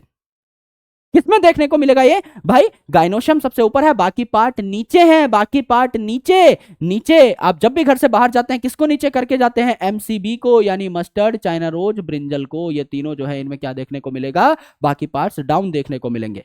Perigynous, PR का साउंड आ रहा है, पीआरपी, पीआरपी है ना। तो पेरीगाइनस मतलब यहां सेम लेवल से आपके सारे पार्ट अराइज हो रहे हैं, बस ये जो थैलेमस है थोड़ा ऊपर की साइड ग्रो कर गया और यहां से बाकी सारे पार्ट निकल गए, सेम लेवल पे ही हैं, बाकी सारे पार्ट्स आपके यहां से निकल गए, सेम लेवल पे ही। This is called as perigynous. ये जो ओवरी है इसकी पेरीफेरी पर पहुंच गए सारे पार्ट, ये जो ओवरी है इसकी पेरीफेरी पर पहुंच गए सारे पार्ट और यहीं से ग्रो करना स्टार्ट कर दिया। तो पीआरपी यानी प्लम रोज पीच, ये पूछा जाएगा गारंटी। प्लम रोज पीच, सारे पार्ट्स लगभग आपके सेम लेवल पे हैं, तो जी जो है इसके सेम लेवल पे ही सारे पार्ट है, तो सामने डंडा लग जाएगा। इसे हाफ इंफीरियर कंडीशन भी कह सकते हैं। सर हाफ सुपीरियर क्यों नहीं, अगर आप देखें तो आपको ये लगेगा कि यार थैलेमस तो ऊपर पहुंच गया ओवरी के, तो आपको लगता है कि ओवरी इंफीरियर है तो इसे हाफ इंफीरियर कहा, हाफ सुपीरियर नहीं, पर एक्चुअल में ये जो थैलेमस है ना, इससे सारे पार्ट्स और ओवरी सेम सेम जगह से ही उग रहे हैं, फिर थैलेमस बाद में ग्रो किया है और बाकी पार्ट्स थोड़े ऊपर हो गए, पर इससे सुपीरियरिटी का लेना देना नहीं है। एपीगाइनस, एपी मतलब ऊपर, गाइनस मतलब गाइनोशम के, यानी ये जो थैलेमस अब एकदम इस ओवरी के ऊपर आकर के बैठ गया, अंदर ओवरी है और ये जो थैलेमस है ये ऊपर आकर के बैठ गया, इस ओवरी को इसने फ्यूज कर लिया और ऊपर की साइड ये ग्रो करना स्टार्ट कर चुका है। तो बाकी पार्ट एकदम ओवरी के सर पे आके बैठ गए, ये आपकी ओवरी थी, इसके सर पे आके बैठ गए और यहां से बोले तुम्हारे एकदम ऊपर से उगेंगे, इस बार कोई ढील नहीं छोड़ेंगे कि आपको कोई सेम लेवल का बोल ही ना पाए, एकदम ऊपर से उगेंगे। तो यहाँ पे जी जो है इसके ऊपर सारे पार्ट हैं तो जी के ऊपर डंडा लगेगा। और ये कंडीशन किसमें देखने को मिलती है, समझ लीजिए आप समंदर के किनारे गए हैं, नीट का पेपर हो गया है, एंजॉय करने, तो आप वहां पे सन रेज खा रहे हैं, है ना, सन बाथ ले रहे हैं, साथ में अपना कोक और एपीफिज लेकर गए हैं पीने के लिए। तो एपी का मतलब, एपीफिज मतलब एपीगाइनस के एग्जाम्पल है क्या, get sun rays and coke, get का मतलब जी फॉर गवावा, सनरेज, सन का मतलब सनफ्लावर, और इसके भी रे फ्लोरेट जो पंखुड़ियां दिखाई देती हैं। सनफ्लावर में एक सेंटर पे डिस्क होती है गोल मटोल और उसके चारों ओर रेज दिखाई देती हैं, तो ये जो रेज हैं they are called as ray floret, और ये जो सेंटर पे डिस्क है इसे डिस्क फ्लोरेट कहते हैं। तो जो रे फ्लोरेट ऑफ सनफ्लावर है यहां पर इसकी बात हो रही है। डिस्क फ्लोरेट में भी हालांकि आपका एपिगाइनस कंडीशन ही पाई जाती है। और यहां पर कुकुम्बर, कोक मतलब कुकुम्बर। तो हमारे सिलेबस में एक ही ऐसी फैमिली है जिसमें इंफीरियर ओवरी पाई जाती है, बाकी सब में सुपीरियर है, तो याद रखने की जरूरत ही नहीं है, दैट इज सन या सनफ्लावर यानी एस्टेरेसी, सनफ्लावर की फैमिली। बाकी सब में ओवरी यूजुअली सुपीरियर ही होती है, सबसे ऊपर बैठी होती है, लेकिन सिर्फ यही एक फैमिली है हमारे सिलेबस में, एस्टेरेसी या सनफ्लावर की फैमिली, जिसमें इंफीरियर ओवरी देखने को मिलती है। राइट, यहां देखिए parts of flower, parts of flower तो दो आपके एक्सेसरी पार्ट है, जिसको क्या बोला हमने, कोरोला या पेटल कह दिया, कैलिक्स या सेपल कह दिया। तो कैलिक्स सबसे बाहर पाया जा रहा है, हरा भरा पार्ट, तो ये हरा है तो प्रोटेक्टिव भी है, सबसे बाहर पाया जा रहा है। Calyx, Corolla, androecium, gynoecium, calyx सबसे बाहर है तो फोटोसिंथेटिक भी है, हरा भरा है इसलिए, और प्रोटेक्टिव भी है। अगर सारे के सारे सेपल, लेट्स से एक फूल है उसमें 5 सेपल हैं, अगर ये सारे के सारे फ्यूज्ड हैं तो गैमोसिपेलस कंडीशन, गैमो मतलब फ्यूज्ड, और अगर सारे फ्री हैं तो आप इनको अलग अलग गिन पाओगे, पॉली मतलब बहुत सारे, 1 2 3 4 5 फ्रीली गिन पाओगे, है ना। यानी अगर ये आपके ऐसे प्रेजेंट है 1 2 3 4 5 फ्यूज्ड, है ना, तो आपको लग रहा है एक ही यूनिट है 5, लेकिन अगर ये पड़े ही अलग अलग है 1 2 3 4 5 तो अलग ही गिनोगे ना, 5 अलग से गिनने में आएंगे, पॉली बहुत सारे गिनने में आएंगे, तो पॉलीसिपेलस कंडीशन कहा जाता है। सेम अगर आप देखो कोरोला में यानी पेटल में, तो पेटल आपके रंग बिरंगे होते हैं, अलग अलग शेप और साइजेस के होते हैं, जिससे इनको देख करके इंसेक्ट अट्रैक्ट हो सके, यानी पॉलिनेशन में हेल्प करते हैं, इंसेक्ट्स को अपने पास बुलाते हैं। ये भी अगर आपके फ्यूज्ड हैं तो गैमोपेटेलस सेपल की जगह पेटल लग गया, और फ्री हैं तो पॉलीपेटेलस सेपल की जगह पेटल लग गया, सेम कंसेप्ट है। अगर मेरे भाई कुछ प्लांट्स की आप बात करें तो उनमें सेपल और पेटल में आप डिस्टिंग्विश नहीं कर सकते, सेपल और पेटल एक ही जैसे दिखाई देते हैं, तो आप इन्हें सेपल या पेटल अलग अलग ना लिख के एक ही टर्म देते हो, जिसे पेरियंथ या टेपल कहा जाता है। राइट, तो ये पाई जाती है आपकी लिली फैमिली में और वीट में, यानी मोनोकॉट की फैमिलीज में। पहले हमारे सिलेबस में फैमिली लिलिएसी थी, आज के दिन में हमारे सिलेबस में क्या है, फैमिली पोएसी है, इनमें देखने को मिलेगी। यूजुअली मोनोकॉट्स में देखने को मिलती है, तो पोएसी का एक और फीचर हमको अलग से देखने को मिल गया कि इसमें पेरियंथ आपकी पाई जाएगी। अब अगर आप देखें तो एक कोरोला बाकी कोरोला के हिसाब से किस तरीके से अरेंज्ड है, या एक कैलिक्स बाकी कैलिक्स के हिसाब से किस तरीके से अरेंज है, इसको हम एस्टिवेशन कहते हैं। इस अरेंजमेंट को वी कॉल एस्टिवेशन। तो यहां पर देखिए एक कैलिक्स है या एक कोरोला है, कुछ भी कह लीजिए, रेफरेंस के लिए हम कैलिक्स कहेंगे। तो यहां पर लेट से आपकी 5 कैलिक्स है या 5 कोरोला है, ये एक दूसरे को ओवरलैप नहीं कर रही, एक दूसरे को ओवरलैप नहीं कर रही, एक के बाद एक प्रेजेंट है, तो इसे वाल्वेट एस्टिवेशन कहा गया, जैसा कि कैलोट्रोपिस में या आंकड़े के फूल में आपको देखने को मिलता है। ये अगर ट्विस्टेड है, एक आपका सुपीरियर पार्ट कैलिक्स का, एक आपका inferior, superior inferior superior inferior superior inferior superior inferior, एकदम रेगुलर ओरिएंटेशन, ट्विस्टेड और एकदम रेगुलर, एक पार्ट ऊपर एक पार्ट नीचे, एक ऊपर एक नीचे, एक ऊपर एक नीचे, तो इसे ट्विस्टेड कहा गया। किसमें देखने को मिलता है, अगर आप चाइना रोज का फूल देखें, लेडी फिंगर का फूल देखें या कॉटन का फूल देखें, सर कैसे याद करें, सारे के सारे फैमिली मालवेसी के मेंबर हैं। भिंडी, चाइना रोज, कॉटन, सारे के सारे मालवेसी के मेंबर हैं। तो ट्विस्टेड माल आप याद कर लीजिए, मालवेसी के फैमिली के मेंबर्स में ट्विस्टेड आपको फूल में अरेंजमेंट देखने को मिलेगी। इम्ब्रिगेट यानी यहां पर इररेगुलर सी अरेंजमेंट है, यहां देखिए दोनों के दोनों ही आपके पेटल के पार्ट इंफीरियर हैं, यहाँ एक सुपीरियर एक इंफीरियर, दोनों सुपीरियर, एक इंफीरियर एक सुपीरियर, एक इंफीरियर एक सुपीरियर एंड सो ऑन। तो यहां पर आपको इम्ब्रिकेट अरेंजमेंट देखने को मिली, जैसे कि गुलमोहर और केसिया में। भाई इम्ब्रिकेट है तो एक ही एक्सिस पे दो भागों में डिवाइड कर सकते हो। यहां तो रेगुलर अरेंजमेंट है, मल्टीपल तरीके से डिवाइड कर लो, रेगुलर अरेंजमेंट है, मल्टीपल तरीके से डिवाइड कर लो। यहां पर आपके जाइगोमॉर्फिक क्या थे, पी गुलमोहर बीन केसिया। तो यहां पे गुलमोहर और केसिया जो है इसको तो रख दो इम्ब्रिकेट में, और वो जो वैक्सिलरी एस्टिवेशन है स्पेसिफिकली कौन सी फैमिली में पाई जाती है, पेप्लियोनेसिया लेगुमिनेसी में। तो लेगुमिनेसी के मेंबर क्या है, पी और बीन।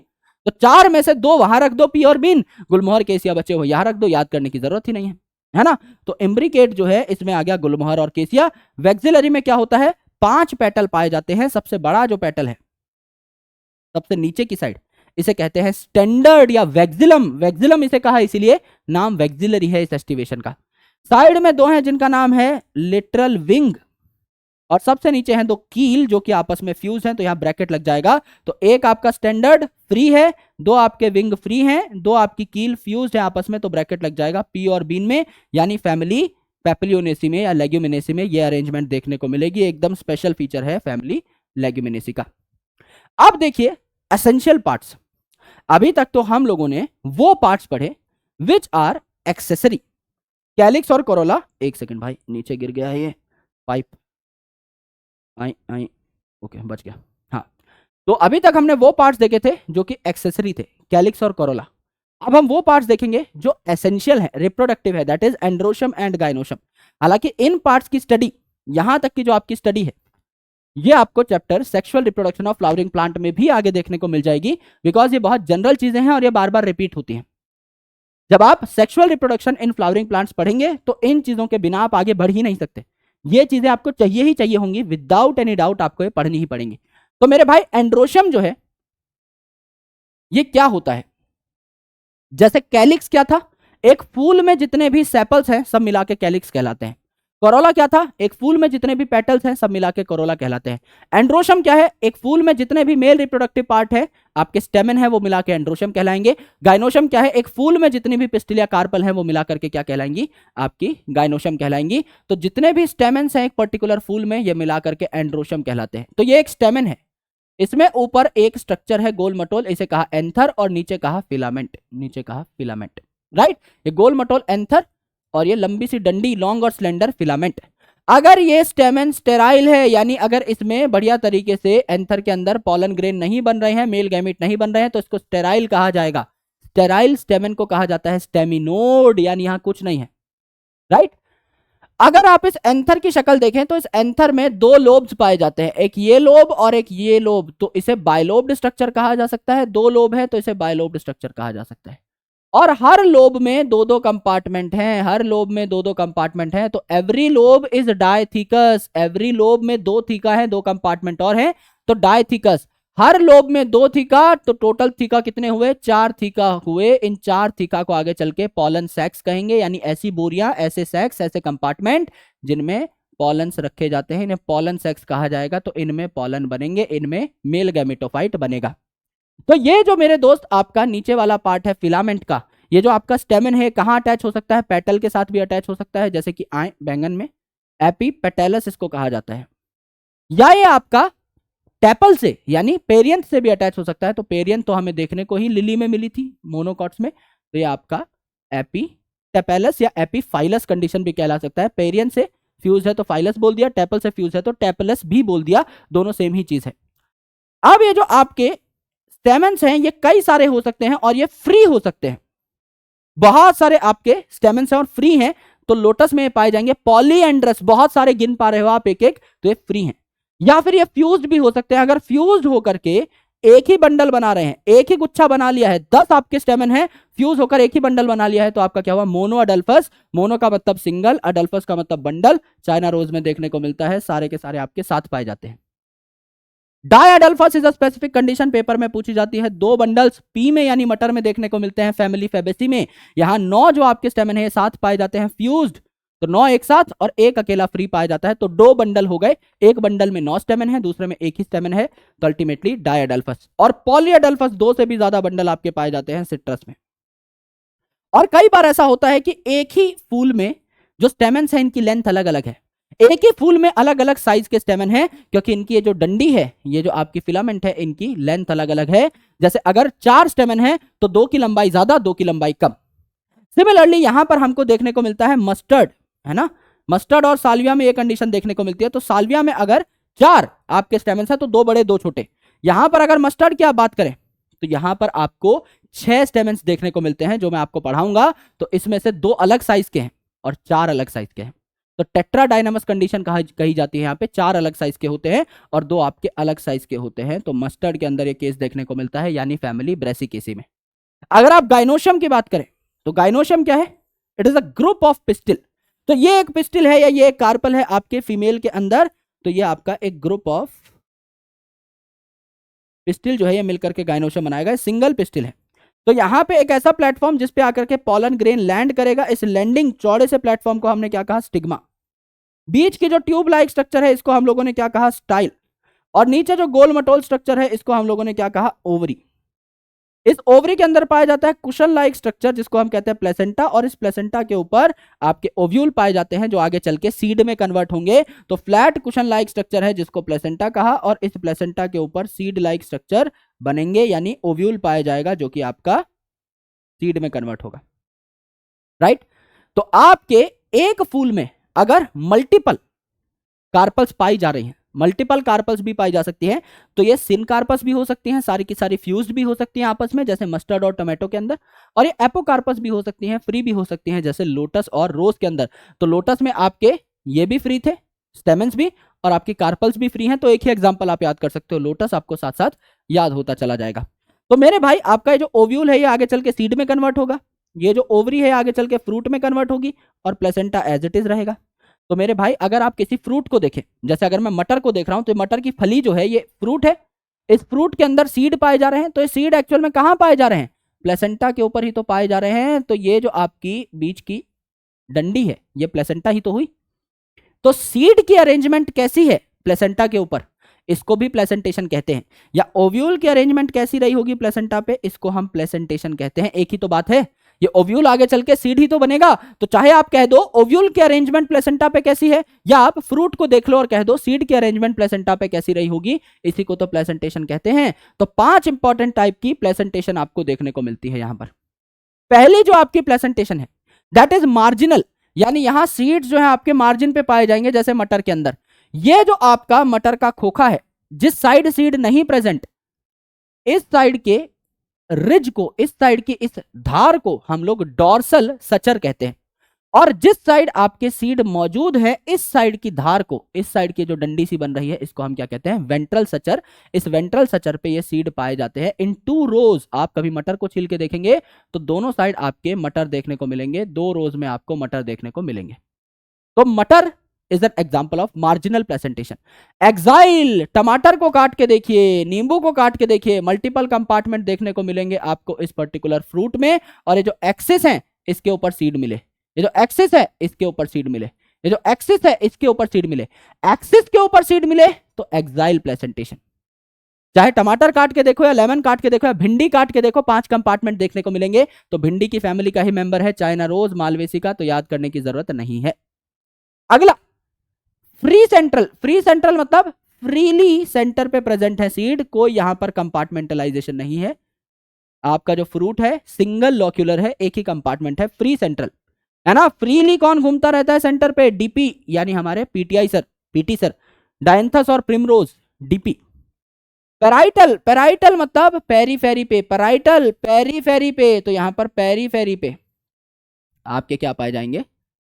सीड पाए जाएंगे, है ना। और इनमें एक फॉल्स सेप्टा, यानी कि एक नकली सेप्टा पाया जा सकता है, जिससे हमें लगता है कि भाई 2 कंपार्टमेंट बन रहे हैं इस फ्रूट में। एक्चुअल में नहीं होते, because this is the false septa. पर इस फॉल्स सेप्टा को रेपलम कहा जाता है, दिखाई दे सकता है आपको पैराइटल प्लेसेंटेशन के अंदर। तो पैराइटल से शब्द आया पेरेंटल, और हमारी पहली पेरेंट कौन है? हमारी माँ, मस्टर्ड और आर्जिमोन, MA हो जाएगा। और बेजल सबसे अलग स्ट्रक्चर, सबसे खूबसूरत स्ट्रक्चर किसका है? खूबसूरत फूलों का, सनफ्लावर और मैरीगोल्ड का, यानी फैमिली एस्टेरेसी के मेंबर में आपको ये देखने को मिलता है। फैमिली पोएसी के मेंबर में भी आपको बेजल प्रेजेंटेशन ही देखने को मिलती है। अब बात करते हैं फ्रूट की। ये बात हो गई सारी की सारी आपकी किसकी? फ्लावर की। अब बात करते हैं फ्रूट की। तो फ्रूट क्या है भैया, फ्रूट किससे बना है, ये ओवरी जब फर्टिलाइज हो गई तो इससे क्या बना है, फ्रूट, और ये सीड आफ्टर फर्टिलाइजेशन क्या बनाता है, आपका सीड, तो इट इज फर्टिलाइज्ड ओवरी, है ना। तो कई फ्रूट आपके पार्थेनोकार्पिक भी होते हैं, पार्थेनो का मतलब होता है विदाउट फर्टिलाइजेशन, तो विदाउट फर्टिलाइजेशन अगर कोई फ्रूट बना है तो उसको पार्थेनोकार्पिक फ्रूट कहते हैं। अब उसमें फर्टिलाइजेशन ही नहीं हुई तो सीड भी नहीं बनते, जैसे कि केला जो है seedless fruit, it is a parthenocarpic fruit. Fruit जो है इसमें क्या है, अंदर की साइड बीज और बाहर की साइड पेरिकार्प, पेरी का मतलब पेरीफेरी यानी चारों ओर, कार्प मतलब फ्रूट यानी फ्रूट का कवर, और अंदर की साइड सीड, यही तो होता है। जैसे आम है तो आम का सीड है, उसके ऊपर क्या है, पेरिकार्प है। अब कई ऐसे फ्रूट हैं जिनमें पेरिकार्प थिन होता है, ड्राई होता है, थिन होता है, एक ही लेयर है। जैसे मूंगफली है तो मूंगफली में अंदर सीड है, बाहर जो आपका खोखा है उसको आपने तोड़ा तो उसमें मल्टीपल लेयर्स नहीं है, आराम से आपका एक ही सिंगल लेयर देखने को मिलता है। लेकिन मेरे दोस्त कई जगह पर ये जो सीड के बाहर का पेरिकार्प है ये बहुत ही ज्यादा थिक होता है और फ्लैशी होता है, तो इसको मल्टीपल पार्ट्स में बांटना पड़ता है। जैसे आम है तो आम की जो गुठली है वो सीड नहीं है, उस गुठली के अंदर सीड है। तो आम की जो गुठली है उसके अंदर सीड है, तो सीड के ऊपर क्या है, गुठली, टाइट खोखा, जिसको बोला अंदर वाला लेयर तो एंडोकार्प। एंडोकार्प के बाहर मीजोकार्प जिसको आप खाते हो, जो पल्पी पार्ट है, और उसके ऊपर है छिलका, पेरिकार्प, दैट इज छिलका, पतला थिन पेरिकार्प। तो अगर आपका थिक और फ्लैशी है पेरिकार्प तो इसको भी 3 पार्ट में आप कवर कर सकते हो, एंडोकार्प, मीजोकार्प और एपिकार्प। एपी मतलब बाहर वाला, इन तीनों को मिला करके पेरिकार्प कहा जाता है। तीनों ही पेरिकार्प के पार्ट है, एंडोकार्प भी, मीजोकार्प भी और एपिकार्प भी, तीनों ही पेरिकार्प के पार्ट है। फॉर एग्जाम्पल यहां पर देखिए आपके सिलेबस में 2 ही फ्रूट हैं, दोनों को ड्रूप कहा जाता है। ड्रूप मतलब they are developed from monocarpellary superior ovary. अगर आपकी जो ओवरी है उसमें एक ही कार्पल है यानी G1 है, एक ही कार्पल है, और वो भी आपकी सुपीरियर है, सुपीरियर ओवरी है, यानी बाकी पार्ट उसके नीचे हैं, जी के नीचे डंडा लगेगा, और एक ही आपकी कार्पल है G1, तो इसको क्या कहा जाएगा, मोनोकार्पलरी सुपीरियर ओवरी। ऐसी ओवरी से जो फ्रूट बनेगा इसे ड्रूप कहते हैं। तो आपके सिलेबस में दोनों मैंगो और कोकोनट ड्रूप के ही टाइप है। तो अगर आप मैंगो को देखें तो इसमें एपिकार्प है, छिलका थिन, जो कि खाया नहीं जाता। अब खाने वाले खा जाते हैं, सर ऐसा मत बोलो कि हम खा जाते हैं, खाने का कह रहे हो आप, नहीं है भाई, तुम तो गुठली भी चूस जाते हो, वो जो आपका फाइब्रस पार्ट है ना, उसको भी खा जाते हो। दांत में जब तक रेशे ना आ जाए, जब तक जीभ ना छिल जाए, तब तक वो शाम को चूस चूस के खा जाते हो, पीली गुठली को सफेद कर देते हो, तो उसमें मेरी गलती थोड़ी है भाई, एक्चुअल में वो खाने का नहीं है, खाने को तो आप कुछ भी खा सकते हो, राइट। तो मीजोकार्प जो है ये आपका खाने का है, एडिबल है, फ्लैशी पार्ट। और अंदर का जो एंडोकार्प है तो स्टोनी है, यानी जो आपकी गुठली है बहुत टाइट, इसके अंदर सीड पाया जाता है, स्टोनी है, ये भी खाने का नहीं है। कोकोनट में अगर आप देखो तो मीजोकार्प जो है ये आपका फाइब्रस है, एंडोकार्प यानी आपका व्हाइट कलर का खोपरा, ये खाने का है, जो कि आपका एक्चुअल में सेल्यूलर एंडोस्पर्म है। तो आप एंडोस्पर्म को खा रहे होते हो, और बाहर आपका फाइब्रस पार्ट है, रेशे वाला पार्ट, जिसको आप छील के निकाल देते हो, राइट। तो उसके बाहर कोई और लेयर नहीं है, तो एपिकार्प इज एब्सेंट। तो यहां सिर्फ मीजो और एंडो है। अगर आप सीड की बात करें तो इन फ्रूट के अंदर देखने को मिलता है क्या, इन फ्रूट के अंदर देखने को मिलता है सीड। अब ये जो सीड है ये फर्टिलाइज ओव्यूल कहलाता है, और इसमें क्या होगा भैया, सीड कोट है और अंदर की साइड आपके एम्ब्रियो और कोटिलिडन है।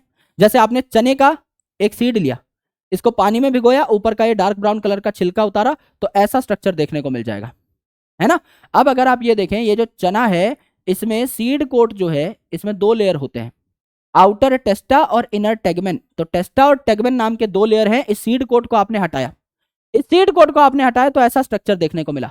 ये जो सीड है ये फ्रूट से अटैच होता है with the help of a scar like structure called hilum. जैसे यहां हमने मटर को देखा था, ये मटर जो है इस पे यहां एक छोटा सा प्रोजेक्शन लगी हुई है, एक छोटा सा टुंडा लगा हुआ है, जो कि क्या करता है, इस मटर के दाने को इस प्लेसेंटा से कनेक्ट करता है।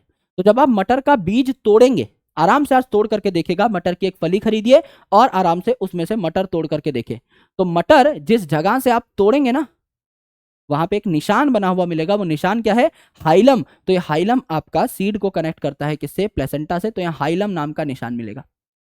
और इस हाइलम के ऊपर एक छेद मिलेगा जिसे माइक्रोपाइल कहते हैं। माइक्रो मतलब छोटा, पाइल मतलब पोर यानी छेद। तो जब आप इस बीज को जमीन में डालेंगे तो उसके ऊपर से आप पानी भी डालेंगे, आपको अगर सीड को उगाना है तो वाटर कहां से एब्जॉर्ब करेगा ये पर्टिकुलर सीड, माइक्रोपाइल से। इसको ऑक्सीजन भी चाहिए फॉर रेस्पिरेटरी पर्पसेस, तो आपका ऑक्सीजन कहां से लेगा, माइक्रोपाइल से। तो एक छोटा सा पोर है जिससे कि न्यूट्रिएंट्स आपके बढ़िया तरीके से यूटिलाइज हो सके, ऑक्सीजन और वाटर आपके अंदर आ सके। तो ये जो स्कार है जहां से आपका सीड जो है अटैच होता है आपका फ्रूट से या प्लेसेंटा से, इसको हाइलम कहते हैं, और माइक्रोपाइल से वाटर और ऑक्सीजन इस सीड के अंदर एंटर कर सकते हैं। तो मैंने इसका सीड कोट उतारा और इसको दो टुकड़ों में फाड़ दिया, तो ये पहला कॉटिलिडन है, ये दूसरा कॉटिलिडन है, यानी ये डाइकॉट का सीड है, डाइकॉट का सीड है। तो मैंने क्या बोला, सीड में दो चीजें होती हैं, एक सीड कोट उतार दिया मैंने, और बचा आपका एम्ब्रियो। तो ये एम्ब्रियोनल एक्सिस है, ये एम्ब्रियोनल एक्सिस है, यानी ये एम्ब्रियो देखने को मिल रहा है। तो एम्ब्रियो का नीचे वाला पार्ट जिससे रूट अराइज होगी इसको कहा रेडिकल, एम्ब्रियो का ऊपर वाला पार्ट जिससे शूट अराइज होगी इसको कहा प्लूम्यूल, और यहां पर आपके दो कॉटिलिडन है, इनको कह दिया कॉटिलिडन, जिनमें आपका फूड स्टोर्ड है, जिनको आप खा सकते हो। सिमिलरली मोनोकॉट में है भाई, मोनोकॉट का अगर आप सीड देखो तो मोनोकॉट के सीड जो हैं यूजुअली एंडोस्पर्मिक होते हैं, इनमें बहुत सारा एंडोस्पर्म स्टोर किया जाता है। तो मोनोकॉट का आप जब भी सीड देखेंगे इसमें ज्यादातर पार्ट एंडोस्पर्म के लिए पहले से ही रिजर्व्ड है, अधिकतर पार्ट आपका एंडोस्पर्म के लिए रिजर्व्ड है, फूड स्टोरेज के लिए रिजर्व्ड है। नीचे आपका एम्ब्रियो है, इसको कोने में धकेल रखा है, तो जो एम्ब्रियो है ये इसकी एम्ब्रियोनल एक्सिस, ऊपर वाला पार्ट प्लूम्यूल जिससे शूट निकलेगी, नीचे वाला पार्ट रेडिकल जिससे रूट निकलेगी। पी फॉर प्लूम्यूल को कवर करने वाली लेयर को क्या बोला, कोलियोप्टाइल, जिसमें पी आ गया। आर फॉर रेडिकल को कवर करने वाले पार्ट को क्या बोला, कोलियोराइजा, जिसमें आर आ गया। तो ये आपका प्लूम्यूल कवर करने वाला कोलियोप्टाइल, रेडिकल कवर करने वाला कोलियोराइजा। तो ये कंप्लीट एम्ब्रियोनल एक्सिस हुई, है ना, ये कंप्लीट एम्ब्रियोनल एक्सिस हुई। तो यहां पर एक ही कॉटिलिडन होता है आपका, एक ही कॉटिलिडन होता है, ऊपर का आपका एंडोस्पर्म है, नीचे आपका एम्ब्रियो है, एक ही कॉटिलिडन है आपका योद्धा की ढाल जैसा। तो इसको क्या कहा जाता है, शील्ड शेप्ड स्क्यूटेलम। इस कॉटिलिडन का नाम स्क्यूटेलम है, इसे शील्ड शेप स्क्यूटेलम कहा जाता है, ढाल जैसा ये है। ये आपका सिंगल यहां पर कॉटिलिडन के फॉर्मेट में पाया जाता है। दिस इज योर एंडोस्पर्म, ज्यादातर पार्ट आपका एंडोस्पर्म है, और ये आपका एम्ब्रियो है। एंडोस्पर्म और एम्ब्रियो को सेपरेट करने के लिए यहां पर बीच में क्या है, यहां पर बीच में आपका एक प्रोटीन का लेयर है, जिसको क्या कहा जाता है, एल्यूरॉन लेयर कहा जाता है। एल्यूरो का मतलब ही था आपका प्रोटीन। जैसा हमने देखा था जब हम प्लास्टिड के टाइप पढ़ रहे थे, तो कुछ ऐसे प्लास्टिड थे जो कि फूड स्टोरेज करते हैं, जिनमें कोई पिगमेंट नहीं होता, उन्हें ल्यूकोप्लास्ट कह रहे थे। तो उसी का टाइप था एल्यूरोप्लास्ट, एलायोप्लास्ट, अमाइलोप्लास्ट। अमाइलोप्लास्ट क्या स्टोर करेगा, स्टार्च। इलायोप्लास्ट क्या स्टोर करेगा, ऑयल एंड फैट। एल्यूरोप्लास्ट क्या स्टोर करेगा, प्रोटीन। तो एल्यूरॉन प्रोटीन, प्रोटीन की लेयर है ना मेरे भाई, ये आपका मोनोकॉट का सीड है, राइट। तो मैंने आपको बताया एंडोस्पर्मस सीड कौन से होते हैं, यूजुअली मोनोकॉट्स में एंडोस्पर्म ज्यादा देखने को मिलता है, तो ज्यादातर मोनोकॉट एंडोस्पर्मिक होते हैं। और कुछ ऐसे मोनोकॉट है जो एंडोस्पर्मिक नहीं भी होते, जैसे कि आपका ऑर्किड, इसके छोटे छोटे सीड होते हैं, इनमें बहुत एंडोस्पर्म देखने को नहीं मिलता। और ज्यादातर डाइकॉट्स में एंडोस्पर्म देखने को नहीं मिलता, यहां स्टार्च या ऑयल के फॉर्मेट में ही फूड स्टोर होता है। तो नॉन एंडोस्पर्मिक होते हैं यूजुअली डाइकॉट्स, एक्सेप्ट कैस्टर, यानी कैस्टर आपका ऐसा डाइकॉट है जिसमें आपको क्या देखने को मिलेगा, एंडोस्पर्म देखने को मिलेगा। तो अब हम फैमिली वाले पॉइंट पे आ जाते हैं और सेमी टेक्निकल टर्म्स को समझ लेते हैं। जैसे के का मतलब है कैलिक्स, कालीचरण आ गया से आपको बताया था, है ना, कालीचरण आ गया आपका। के का मतलब कैलिक्स यानी sepal, C for corolla that is petal, A for androecium, G for gynoecium. P का मतलब कुछ मोनोकॉट्स में आपका कैलिक्स और कोरोला इनडिस्टिंग्विशेबल होते हैं, इनमें आप फर्क नहीं कर सकते, तो इनको क्या कहा जाता है, इनको आपका पेरियंथ कहा जाता है। तो it is called as tepal या पेरियंथ। अब जी के नीचे डंडा है यानी जी सबसे ऊपर, तो सुपीरियर ओवरी यानी हाइपोगाइनस कंडीशन। जी के ऊपर डंडा है यानी कि जी सबसे नीचे, इंफीरियर ओवरी यानी एपिगाइनस कंडीशन। जी के सामने डंडा है यानी इट इज हाफ इंफीरियर यानी पेरिगाइनस कंडीशन। ये सिंबल है मेल का, ये सिंबल है फीमेल का, दोनों सिंबल पाए जा रहे हैं। तो बाइसेक्सुअलिटी, ज्यादातर हमारे सिलेबस में जो फैमिलीज हैं वो बाइसेक्सुअल ही हैं। यूनिसेक्सुअल के नाम पे सिर्फ और सिर्फ एस्टेरेसी है, यानी कि सनफ्लावर की फैमिली, इसमें जो रे फ्लोरेट होता है उसमें सिर्फ फीमेल पार्ट होता है, मेल पार्ट नहीं होता, तो वो एक एक्सेप्शन है, बाकी सारे के सारे बाइसेक्सुअल ही हैं। प्लस का मतलब मैंने बताया था एक से ज्यादा एक्सिस पे आप फ्लावर को काट सकते हो, यानी एक्टिनोमॉर्फिक यानी रेडियल सिमेट्री। एक ही एक्सिस पे जब फूल को काट पाओ तो जाइगोमॉर्फिक यानी बाइलेटरल सिमेट्री। बी आर का मतलब आपका ब्रेक्ट जो है वो प्रेजेंट है। ब्रेक्ट क्या होता है, यहां पर देखिए, ये आपका छोटा सा रंग बिरंगा या हरे कलर का ब्रेक्ट होता है। जैसे आपका लीफ पे स्टिप्यूल्स पाए जाते हैं, वैसे ही फ्लावर का ये जो पेडिसल है, ये जो डंडी है, इस पे ब्रेक्ट पाया जा सकता है, राइट। ये जो आपका ब्रेक्ट है ये फ्लावर को प्रोटेक्ट भी कर सकता है अर्ली स्टेजेस में, और कलरफुल होता है तो इंसेक्ट को भी अट्रैक्ट कर सकता है। तो ब्रेक्ट जो है आपका पाया जाता है कई फ्लावर्स में। तो ब्रेक्ट जो है ये अपने ही नाम को धोखा देता है। B R for bract, B R for Brassicaceae family में नहीं पाया जाएगा, बाकी हमारे सिलेबस में जितनी फैमिली है सब में पाया जाएगा। फेबेसी में पाया जाएगा, सोलेनेसी में पाया जाएगा, मालवेसी में पाया जाएगा, एस्टेरेसी में पाया जाएगा, पोएसी में पाया जाएगा, सब में पाया जाएगा। B R for bract, B R for Brassicaceae में ही नहीं पाया जाएगा, बाकी सब में देखने को मिलेगा। ऐसा धोखेबाज दगाबाज इंसान है ये। ई ब्रैक्टिएट मतलब जिनमें ब्रैक्ट नहीं पाया जाता, तो नाम है ई ब्रैक्टिएट। तो क्या हो जाएगा एग्जाम्पल, किसमें नहीं था, ब्रेसिकेसी में नहीं था, बी आर फॉर ब्रेसिकेसी में नहीं था। तो ये देखिए, जब भी आप किसी फूल को ऑब्जर्व करते हैं, मैं कोई फूल तोड़ करके लाया, उसका फ्लोरल डायग्राम बनाने के लिए, उसका चित्र बनाने के लिए, तो उसकी मेन टहनी को भी मैं एक पोजीशन दूंगा, इसको मैं क्या कहता हूं, फ्लोरल एक्सिस या मदर एक्सिस। तो फूल के सारे पार्ट मैंने बनाए, outer to inner side, calyx बनाया, फिर कोरोला बनाया, फिर एंड्रोशम, फिर सेंटर पे गाइनोशम। ये आपके फ्लोरल पार्ट्स हैं। जब मैं इस फूल को देख रहा हूं तो ऊपर मुझे मेन स्टेम दिखाई देगी जिससे मैंने इस फूल को तोड़ा है, तो इसे हम ऊपर एक छोटे डॉट के फॉर्मेट में दिखाते हैं। इसे क्या कहा जाता है, मदर एक्सिस कहा जाता है। ये आपको हर फ्लोरल डायग्राम में बनी हुई दिखाई देगी। तो मैं आपको सिर्फ इसीलिए समझा रहा हूं क्योंकि आप कंफ्यूज ना हो जाएं देख करके कि हर फ्लोरल डायग्राम के ऊपर ये बिंदी क्या बनाई हुई है। That is mother axis. जिस स्टेम से आपने इस फूल को तोड़ा है, उस स्टेम को इज्जत सौंपने के लिए आपने यहाँ पर एक डॉट लाइक स्ट्रक्चर रेप्लिकेट कर दिया है, उसके नीचे आपने फ्लावर के सारे पार्ट्स बनाने शुरू किए हैं। That is the mother axis, correct. तो अब यहाँ पर 3 फैमिलीज हैं जिनकी हमें डिस्कशन करनी है। एनसीईआरटी में ये 3 फैमिलीज दी हुई है, राइट। इसके अलावा लिलिएसी पहले थी जो अब गायब कर दी है, और 3 फैमिलीज ऐसी हैं जो कि हमारे सिलेबस में नई आ चुकी हैं, जिनसे क्वेश्चन आने के चांसेस नहीं है। सिर्फ इंपॉर्टेंट पॉइंट्स हम देखेंगे, इनसे बाहर क्वेश्चन नहीं आएगा। चाहे इन फैमिली से कोई क्वेश्चन कितना भी हार्ड बना ले, इन पॉइंट से बाहर नहीं आएगा। There is a very concrete table जो मैंने यहाँ पे ड्रॉ किया है, बहुत इंपॉर्टेंट पॉइंट्स यहाँ पे फिल्टर करके लिखे गए हैं। देखिए मेरे भाई, सबसे पहले बात करते हैं ब्रेसिकेसी की, यानी मस्टर्ड की फैमिली की। तो मस्टर्ड जो थे मैंने आपको बताया था, यहां पर क्या है, आपकी स्टेमेन जो है 2 अलग अलग लेंथ की पाई जाती है। तो 2 स्टेमेन अलग है, 4 स्टेमेन आपकी एक जैसी है। तो ये देखिए, ये सेंटर से बराबर दूरी पे प्रेजेंट है चारों, ये दोनों अलग ज्यादा दूरी पे प्रेजेंट है। तो डिफरेंट केस है यहां पर। तो यहां पर अगर आप देखें तो सेपल कैसे हैं, सेपल अगर आप देखें, कैलिक्स अगर आप देखें, तो एक जो सेपल है इसके दोनों पार्ट डोमिनेंट, एक जो है इसके दोनों पार्ट डोमिनेंट, एक जो है इसके दोनों पार्ट रिसेसिव, एक जो है इसके दोनों पार्ट रिसेसिव। तो आपका 2 ऐसी हैं जिनके दोनों पार्ट डोमिनेंट हैं, 2 ऐसी हैं जिनके दोनों पार्ट रिसेसिव हैं। इस बात से क्या सीखने को मिला, इररेगुलर अपीयरेंस है ना, ये आपके एकदम एक दूसरे को टच कर रहे हैं, यानी वाल्वेट नहीं है, ट्विस्टेड नहीं है कि एक ऊपर एक नीचे, एक ऊपर एक नीचे, एक ऊपर एक नीचे, एक ऊपर एक नीचे, इररेगुलर अरेंजमेंट है। तो इसको हमने क्या बोला, इम्ब्रिकेट। तो कैलिक्स जो है इम्ब्रिकेट अरेंजमेंट शो करती है।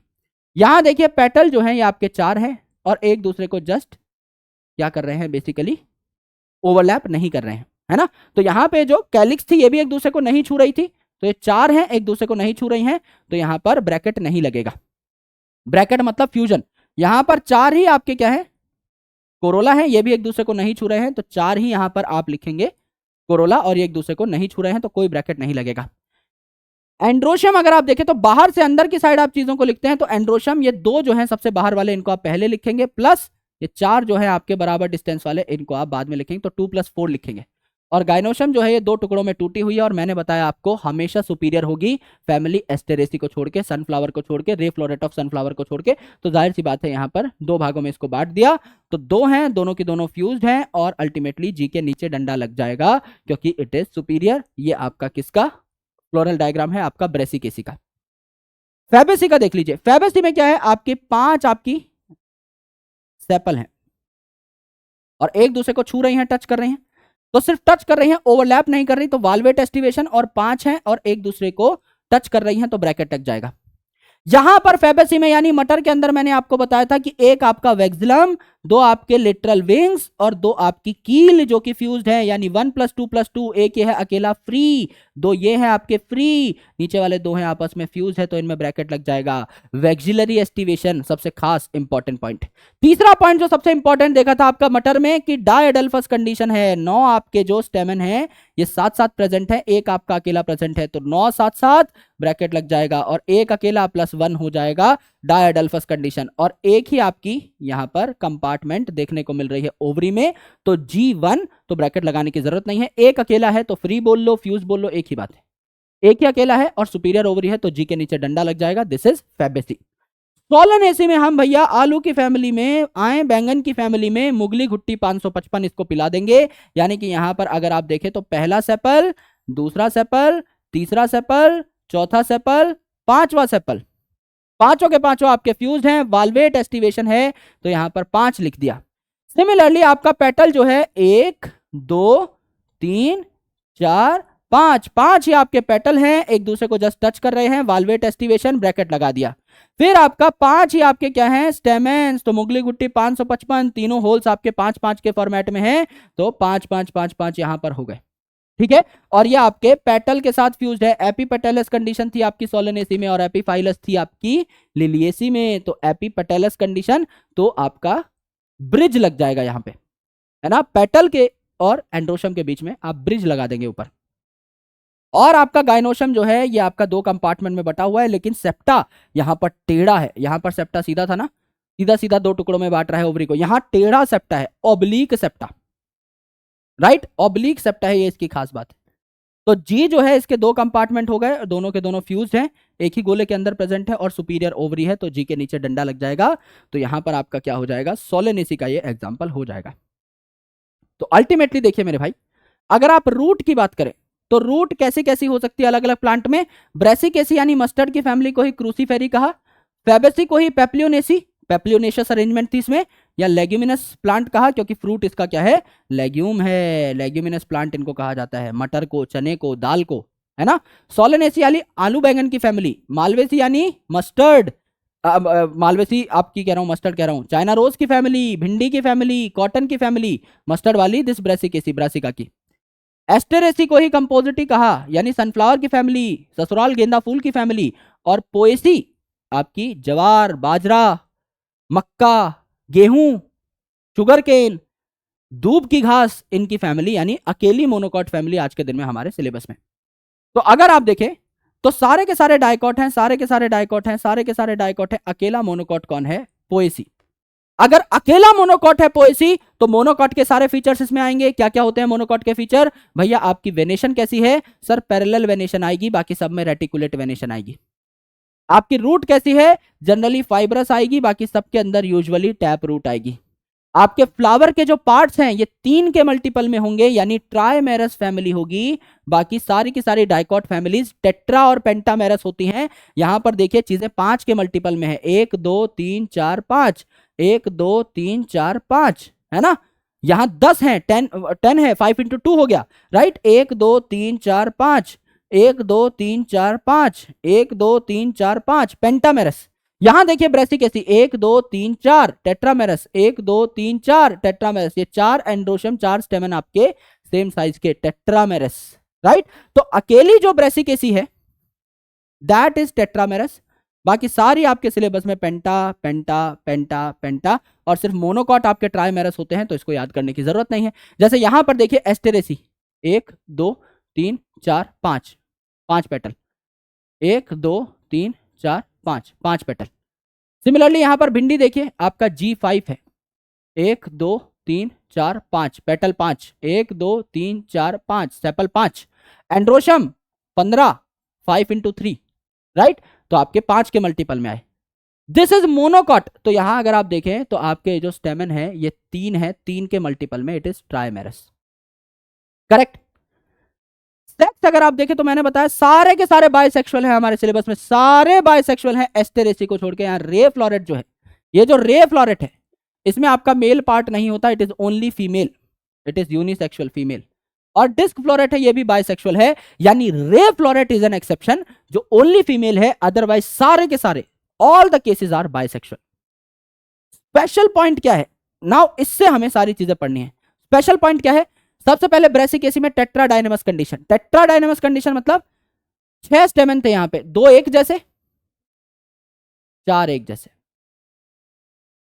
4 एक जैसे, टेट्रा, 4 एक जैसे, 2 एक जैसे, टेट्राडाइनेमस कंडीशन। फैबेसी में सबसे इंपॉर्टेंट क्या है, वैक्सिलरी एस्टिवेशन और डायडल्फस कंडीशन।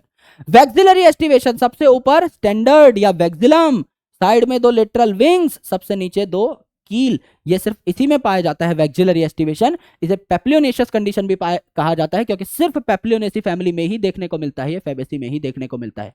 और डायडल्फस कंडीशन, मोनोअडल्फस, एक ही बंडल में सारे के सारे आपके पाए जा रहे थे, कौन से, एंड्रोशम या स्टेमेंस इन चाइना रोज, है ना, इन फैमिली मालवेसी। यहां देखिए 2 बंडल्स हैं, एक अकेला और 9 आपके साथ, डायअडल्फस कंडीशन, ये इसका स्पेशल पॉइंट है। सोलेनेसी में ऑब्लिक सेप्टा थी जिसने आपका गाइनोशियम को दो पार्ट में डिवाइड कर दिया था। ऑब्लिक यानी टेढ़ा सेप्टा था, सीधा नहीं था, टेढ़ा सेप्टा था एकदम, है ना, एक एंगल बना रहा है जिसने गाइनोशियम को दो हिस्सों में तोड़ दिया, ऑब्लिक सेप्टा है। यहां देखिए सबसे खास बात क्या है, इन फैमिली मालवेसी सबसे खास बात क्या है, भिंडी की फैमिली में सबसे खास बात क्या है मेरे भाई, यहां पर आपका कैलिक्स है 5 क्योंकि पेंटामेरस फैमिली है, कोरोला है आपकी 5, ट्विस्टेड आपको कंडीशन यहां पर देखने को मिल रही है ना, आपके स्टेमेंस यहां पर 15 है, ये स्टेमन आपके इन पेटल से भी कनेक्टेड है यानी एपीपेटलस कंडीशन भी है, और ये आपस में भी कनेक्टेड हैं, सारे के सारे एक धागे से जुड़े हुए हैं यानी ये आपके एक बंडल में है। तो चाइना रोज फैमिली मालवेसी का ही तो मेंबर है, ये भिंडी का डायग्राम है, तो भिंडी चाइना रोज मोनोअडल्फस कंडीशन थी, वो भी बात प्रूफ हो गई। यहां पर भैया ये आपका कैलिक्स, कोरोला, एंड्रोशियम, गाइनोशियम, भिंडी का फ्रूट काट के देखोगे तो 5 कंपार्टमेंट दिखाई देंगे, आपको पता है ये ओवरी ही कन्वर्ट होती है फ्रूट में, तो जैसा फ्रूट दिखेगा वैसी ओवरी दिखेगी, 5 कंपार्टमेंट होंगे, बिल्कुल होंगे। तो ये भिंडी काट के आप देख सकते हो। भाई मुझे ये बताओ कैलिक्स, कोरोला, एंड्रोशियम, गाइनोशियम, ये बाहर क्या है, कैलिक्स के बाहर भी क्या है, इसे हम कहते हैं एपिकैलिक्स। ये जो एपिकैलिक्स है ये 3 से 7 होती है, कॉटन में 3 भी हो सकती हैं, भिंडी में 7 भी हो सकती हैं, तो 3 से 7 एपिकैलिक्स है। सिर्फ ये एक ऐसी चीज है जो कि डिफरेंट है आपकी भिंडी की फैमिली में, मालवेसी में, बाकी सारी चीजें तो सेम है, सोलेनेसी जैसी है, सोलेनेसी जैसी है, 5 आपके सेपल, 5 आपके पेटल, बस ट्विस्टेड अरेंजमेंट है, और वो भी हमें एनसीईआरटी से पता है क्योंकि ट्विस्टेड के एग्जांपल ही क्या थे, चाइना रोज, कॉटन और भिंडी, तीनों के तीनों मालवेसी के मेंबर हैं, तो ट्विस्टेड का हमें पहले से पता है, तो ये याद करने की जरूरत नहीं है। 15 यहां पर आपके स्टेमेंस हैं जो आपस में भी फ्यूज है, एक बंडल, मोनोअडल्फस कंडीशन चाइना रोज में देखने को मिली थी, मालवेसी का मेंबर है, ये भी पहले से पता है। एपीपेटलस कंडीशन है, ये हमें पता लग गया डायग्राम से, और भिंडी को काट के देखोगे तो 5 कंपार्टमेंट देखने को मिलेंगे आपके ओवरी में, तो आपको ये बात भी पहले से पता लग जाती है, सिर्फ भिंडी काटने की देर है। हमें बस ये पता लगाना था यहां पर कि यहां कैलिक्स के बाहर भी कुछ है, हरी भरी पत्तियां छोटी छोटी सी, जिन्हें एपिकैलिक्स कहा जाता है, और भिंडी के फ्रूट में भी आपको देखने को मिलेंगी, कई बार उसके साथ ही ये पत्तियां आ जाती हैं, यानी इन्हें परसिस्टेंट एपिकैलिक्स कहा जाता है, लंबे टाइम तक टिकती हैं, फ्रूट में भी दिखती हैं, इन्हें परसिस्टेंट एपिकैलिक्स कहा जाता है। सिर्फ ये सबसे इंपॉर्टेंट पॉइंट है जो समझ में आ गया।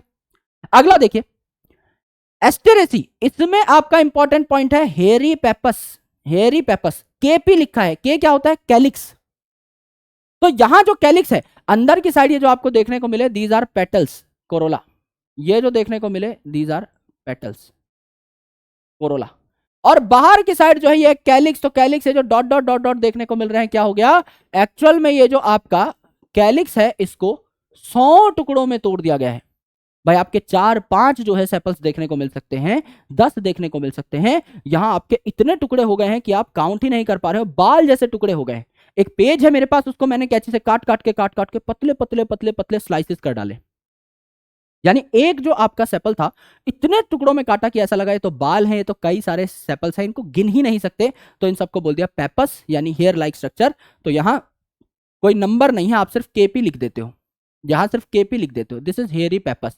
बाकी अगर आप पेटल देखो तो 5 है ना, अगर आप देखो तो उसके बाद आपका यहां पर ये तो रे फ्लोरेट है, तो मेल पार्ट है नहीं, फीमेल पार्ट है यहां पर आपका, और इंफीरियर ओवरी आपको देखने को मिलेगी सिर्फ यहीं पर, है ना, यहां पर भी इंफीरियर ओवरी देखने को मिलेगी सिर्फ यहीं पर। एस्टेरेसी में 5 आपके क्या है, स्टेमन है, एपीपेटलस कंडीशन देखने को मिल रही है, डंडा आया हुआ है यहां से, है ना, एज वेल एज आप यहां पर देख सकते हो कि 5 ही आपके पेटल हैं, यानी 5-5 के फॉर्मेट में पेंटामेरस फैमिली है, पेंटामेरस फैमिली है। बस आपको यह देखने को मिला कि if you divide this particular sunflower into 2 equal halves, तो इस एक्सिस पे काट सकते हो आप, इस एक्सिस पे नहीं काट सकते, क्यों, ऊपर ये पेटल है, नीचे ज्यादा पेटल है, तो 2 बराबर टुकड़े नहीं हुए, सिर्फ इस एक्सिस पे आपके 2 बराबर टुकड़े हो सकते हैं, यानी ये जो रे फ्लोरेट है ये आपकी क्या है, जाइगोमॉर्फिक है, रे यानी ऐसा, तो इसको आप ऐसे तो नहीं काट सकते, सिर्फ ऐसे ही काट सकते हो, तो it is zygomorphic. Disc floret, disc जैसा एक डिस्क बना लो, डिस्क जो है सर्कुलर, इसको तो आप कैसे भी काट सकते हो, किसी भी एक्सिस पे काट सकते हो, तो डिस्क फ्लोरेट जो है actinomorphic, ray floret zygomorphic. Disc floret male और फीमेल दोनों पार्ट, ये आपका सिर्फ और सिर्फ female part, no male part, यानी यूनिसेक्सुअल ओनली फीमेल। तो रे फ्लोरेट क्या है, रे फ्लोरेट एक तो आपका यूनिसेक्सुअल है और दूसरा आपका जाइगोमॉर्फिक है, जो कि हम पहले ही समझ चुके थे। बस ये बात है यहां पर कि कई सारे आपके यहां पर सेपल्स देखने को मिलते हैं जिनको कलेक्टिवली पेपस कह डाला। देन आपका यहां पर पोएसी में देखिए कि पेरियंथ जो है इसको लॉडिक्यूल कह दिया, यानी यहां पर आपके पेरियंथ देखने को मिलते हैं, टेपल देखने को मिलते हैं मोनोकॉट में। तो ये 2 टेपल हैं, सेंटर पे फीमेल, उसके बाहर मेल, यानी 3 आपके स्टेमन्स हो गए। फिर आपके टेपल हैं यानी पेरियंथ है, क्योंकि उसके ऊपर तो कुछ है नहीं, कैलिक्स कोरोला अलग से तो नाम दोगे नहीं, सिर्फ टेपल ही दोगे। तो 2 टेपल हैं, इन्हें क्या बोल दिया, लॉडिक्यूल कह दिया यहां पर। तो लॉडिक्यूल का मतलब टेपल ही है। और यहां पर ब्रैक्ट हैं, ये बड़े बड़े हो जाते हैं, ब्रैक्ट और ब्रैक्टियोल। तो इंफीरियर पेलिया बन जाता है, सुपीरियर पेलिया बन जाता है, यानी यहां ब्रैक्ट और ब्रैक्टियोल जो है इनको पेलिया कहा, इंफीरियर पेलिया और सुपीरियर पेलिया। तो इसको भाई आप ऐसे ही काट सकते हो एक ही एक्सिस पे, है ना, इस पे नहीं काट सकते, क्योंकि देखो ये वाले पेलिया का साइज अलग है, ये वाले पेलिया का साइज अलग है। तो ऐसे सिर्फ आप इस पोएसी को 2 टुकड़ों में डिवाइड कर सकते हो, यानी सिर्फ एक एक्सिस पे, यानी इट इज बेसिकली जाइगोमॉर्फिक। शक्ल से ही समझ में आता है। तो यहां टेपल को लॉडिक्यूल कह दिया, और पेलिया, इंफीरियर और सुपीरियर पेलिया जो डिफरेंट साइज के हैं, इनको क्या कह दिया, इनको आपका हम लोगों ने ब्रैक्टियोल्स कहा, है ना, वाइसे वर्सा। सबसे इंपॉर्टेंट है इन्फ्लोरेसेंस। तो फेबेसी में आपको देखने को मिल रही थी रेसिमोस, आपकी सोलेनेसी में देखने को मिलती है साइमोस, और रेसिमोस की बहन आपको देखने को मिलती है रेसिम ब्रेसिकेसी में। कैसे, रेसिमोस क्या था, ये आपका सबसे बड़ा फूल यहां पे, फिर छोटे छोटे फूल, फिर और छोटे छोटे फूल, ये आपके एक ही नोड से 2 फूल निकल रहे हैं। अगर ये आपके ऑल्टरनेट निकल जाएं, बड़ा फूल, फिर उससे छोटा, फिर उससे छोटा, फिर उससे छोटा, तो एक ही बात है, इनफाइनाइट एक्सिस इसमें भी ग्रो होगी। वहां आपके एक ही जगह से 2 फूल निकल रहे थे, यहां आपका ऑल्टरनेट निकल रहे हैं। तो ब्रेसिकेसी में रेसिम which is racemose like, Fabaceae में रेसिमोज, आपका साइमोज आपके किसमें, सोलेनेसी में, मालवेसी में साइमोज रेसिमोज दोनों देखने को मिल सकते हैं, टक्कर के ही पाए जाते हैं। एस्टेरेसी यानी सनफ्लावर, सनफ्लावर आपने हेड पे रख लिया है, यानी सनफ्लावर को अपना कैप बना लिया है। तो कैपिचुलम यानी कैप, इसको हेड भी कहा जाता है। और गेहूं का अगर आप देखेंगे कभी पौधा, बेसिकली क्रॉप, तो उस पर स्पाइक्स लगे हुए दिखाई देते हैं दाने के चारों ओर। तो स्पाइक ऑफ स्पाइकलेट यहां पे होता है। सिर्फ ये 2 शब्द याद कर लीजिए, कैपिचुलम और हेड, और स्पाइक ऑफ स्पाइकलेट, बस। और इसमें फ्रूट, फ्रूट अगर आप देखें तो फैमिली लेग्यूमिनेसी है, मटर की, तो लेग्यूम। आपका सोलेनेसी है तो कैप्सूल और बेरी, यानी आलू जैसा फ्रूट भी है, यहां टमाटर जैसा फ्रूट भी है। मालवेसी, भिंडी को काट के देखिए कैप्सूल ही है, लेकिन उसमें 5 कंपार्टमेंट बने हुए हैं, लॉक्यूलिसाइडल कैप्सूल है। एस्टेरेसी सिप्सेला, पोएसी कैरियोप्सिस, एंड मेरे दोस्त आपका सिलिक्यूआ और सिलिक्यूला इन ब्रेसिकेसी। ये 3 नाम याद करने हैं। टोटल आपको इस पूरे के पूरे लेक्चर में सिर्फ 5 नाम याद करने पड़े हैं। पहला आपका सनफ्लावर, जिसको आप हेड पे रख सकते हो खूबसूरत दिखने के लिए, यानी कि कैप बना सकते हो उसकी, तो कैपिचुलम और हेड याद हो गया। आपका गेहूं जो है इसकी फसल पे या धान की फसल पे आपको जो सीड है इसके चारों ओर कांटे से देखने को मिलेंगे, स्पाइक जैसे इन्फ्लोरेसेंस देखने को मिलेगी। तो स्पाइक ऑफ स्पाइकलेट 2 याद हो गए। 3 नाम आपको याद करने हैं। ब्रेसिकेसी का फ्रूट आपका क्या हो जाएगा, सिलिकुआ सिलिकुला, और यहां पर पोएसी का caryopsis and cypsela in case of sunflower. That's it. ये 3 नाम अगर आपने याद कर लिए, इसके अलावा आपको कुछ याद करने की जरूरत नहीं है। ये आपके PYQs हैं विच आर ऑलरेडी टैग्ड, इनको आप लोग देख सकते हो। और ये हमारा प्यारा सा लेक्चर समाप्त होता है, जहां पर आपको मॉर्फोलॉजी की आई गेस कंप्लीट डिटेल्स बढ़िया तरीके से समझ में आ गई होंगी। इफ यस, तो आप मुझे कमेंट सेक्शन में बता सकते हैं कि आपको इस लेक्चर को देख के कितना मजा आया भी या नहीं। ऑब्वियसली आया होगा, बट स्टिल ये चैप्टर ऐसा है जिसमें आपको 1-2 रिविजन्स और लगेंगे, because there are so many names and there are so many examples. So I try my level best to put a sheet forward जिसमें सिर्फ और सिर्फ एग्जांपल्स हों, और हम एक एक एग्जांपल को बढ़िया तरीके से याद कर पा रहे हों। एक ही शीट जिसका आप प्रिंट निकाल करके अपनी दीवार पे टांग सकें, और बढ़िया तरीके से आप अपना रिविजन खासकर मॉर्फोलॉजी का कर सकें। Alright, so thank you so much guys for watching this session up. अब अगले सेशन में हम लोग, आज तो हमने बाहर के स्ट्रक्चर की बात की है, एंजियोस्पर्म की। अगले सेशन में हम लोग इंटरनल स्ट्रक्चर एंड ऑर्गेनाइजेशन की चर्चा कर रहे होंगे, यानी एनाटॉमी ऑफ फ्लावरिंग प्लांट की डिस्कशन कर रहे होंगे, जिसके बाद हम हमारी सबसे कॉन्सेप्चुअल, सबसे प्रैक्टिकल यूनिट की ओर बढ़ जाएंगे, that is the plant physiology. Alright, तो अगर आप लोगों को सेशन मस्त लगा, सब कुछ समझ में आया, तो Vipu sir OP in the comment section या फिर तारा रारा in the comment section please. मैं मिलता हूं आपसे अगले सेशन में, तब तक के लिए अपना ख्याल रखिए और पढ़ाई करते रहिए, मेहनत करते रहिए। Thank you, lots of love, जय हिंद, शुक्रिया।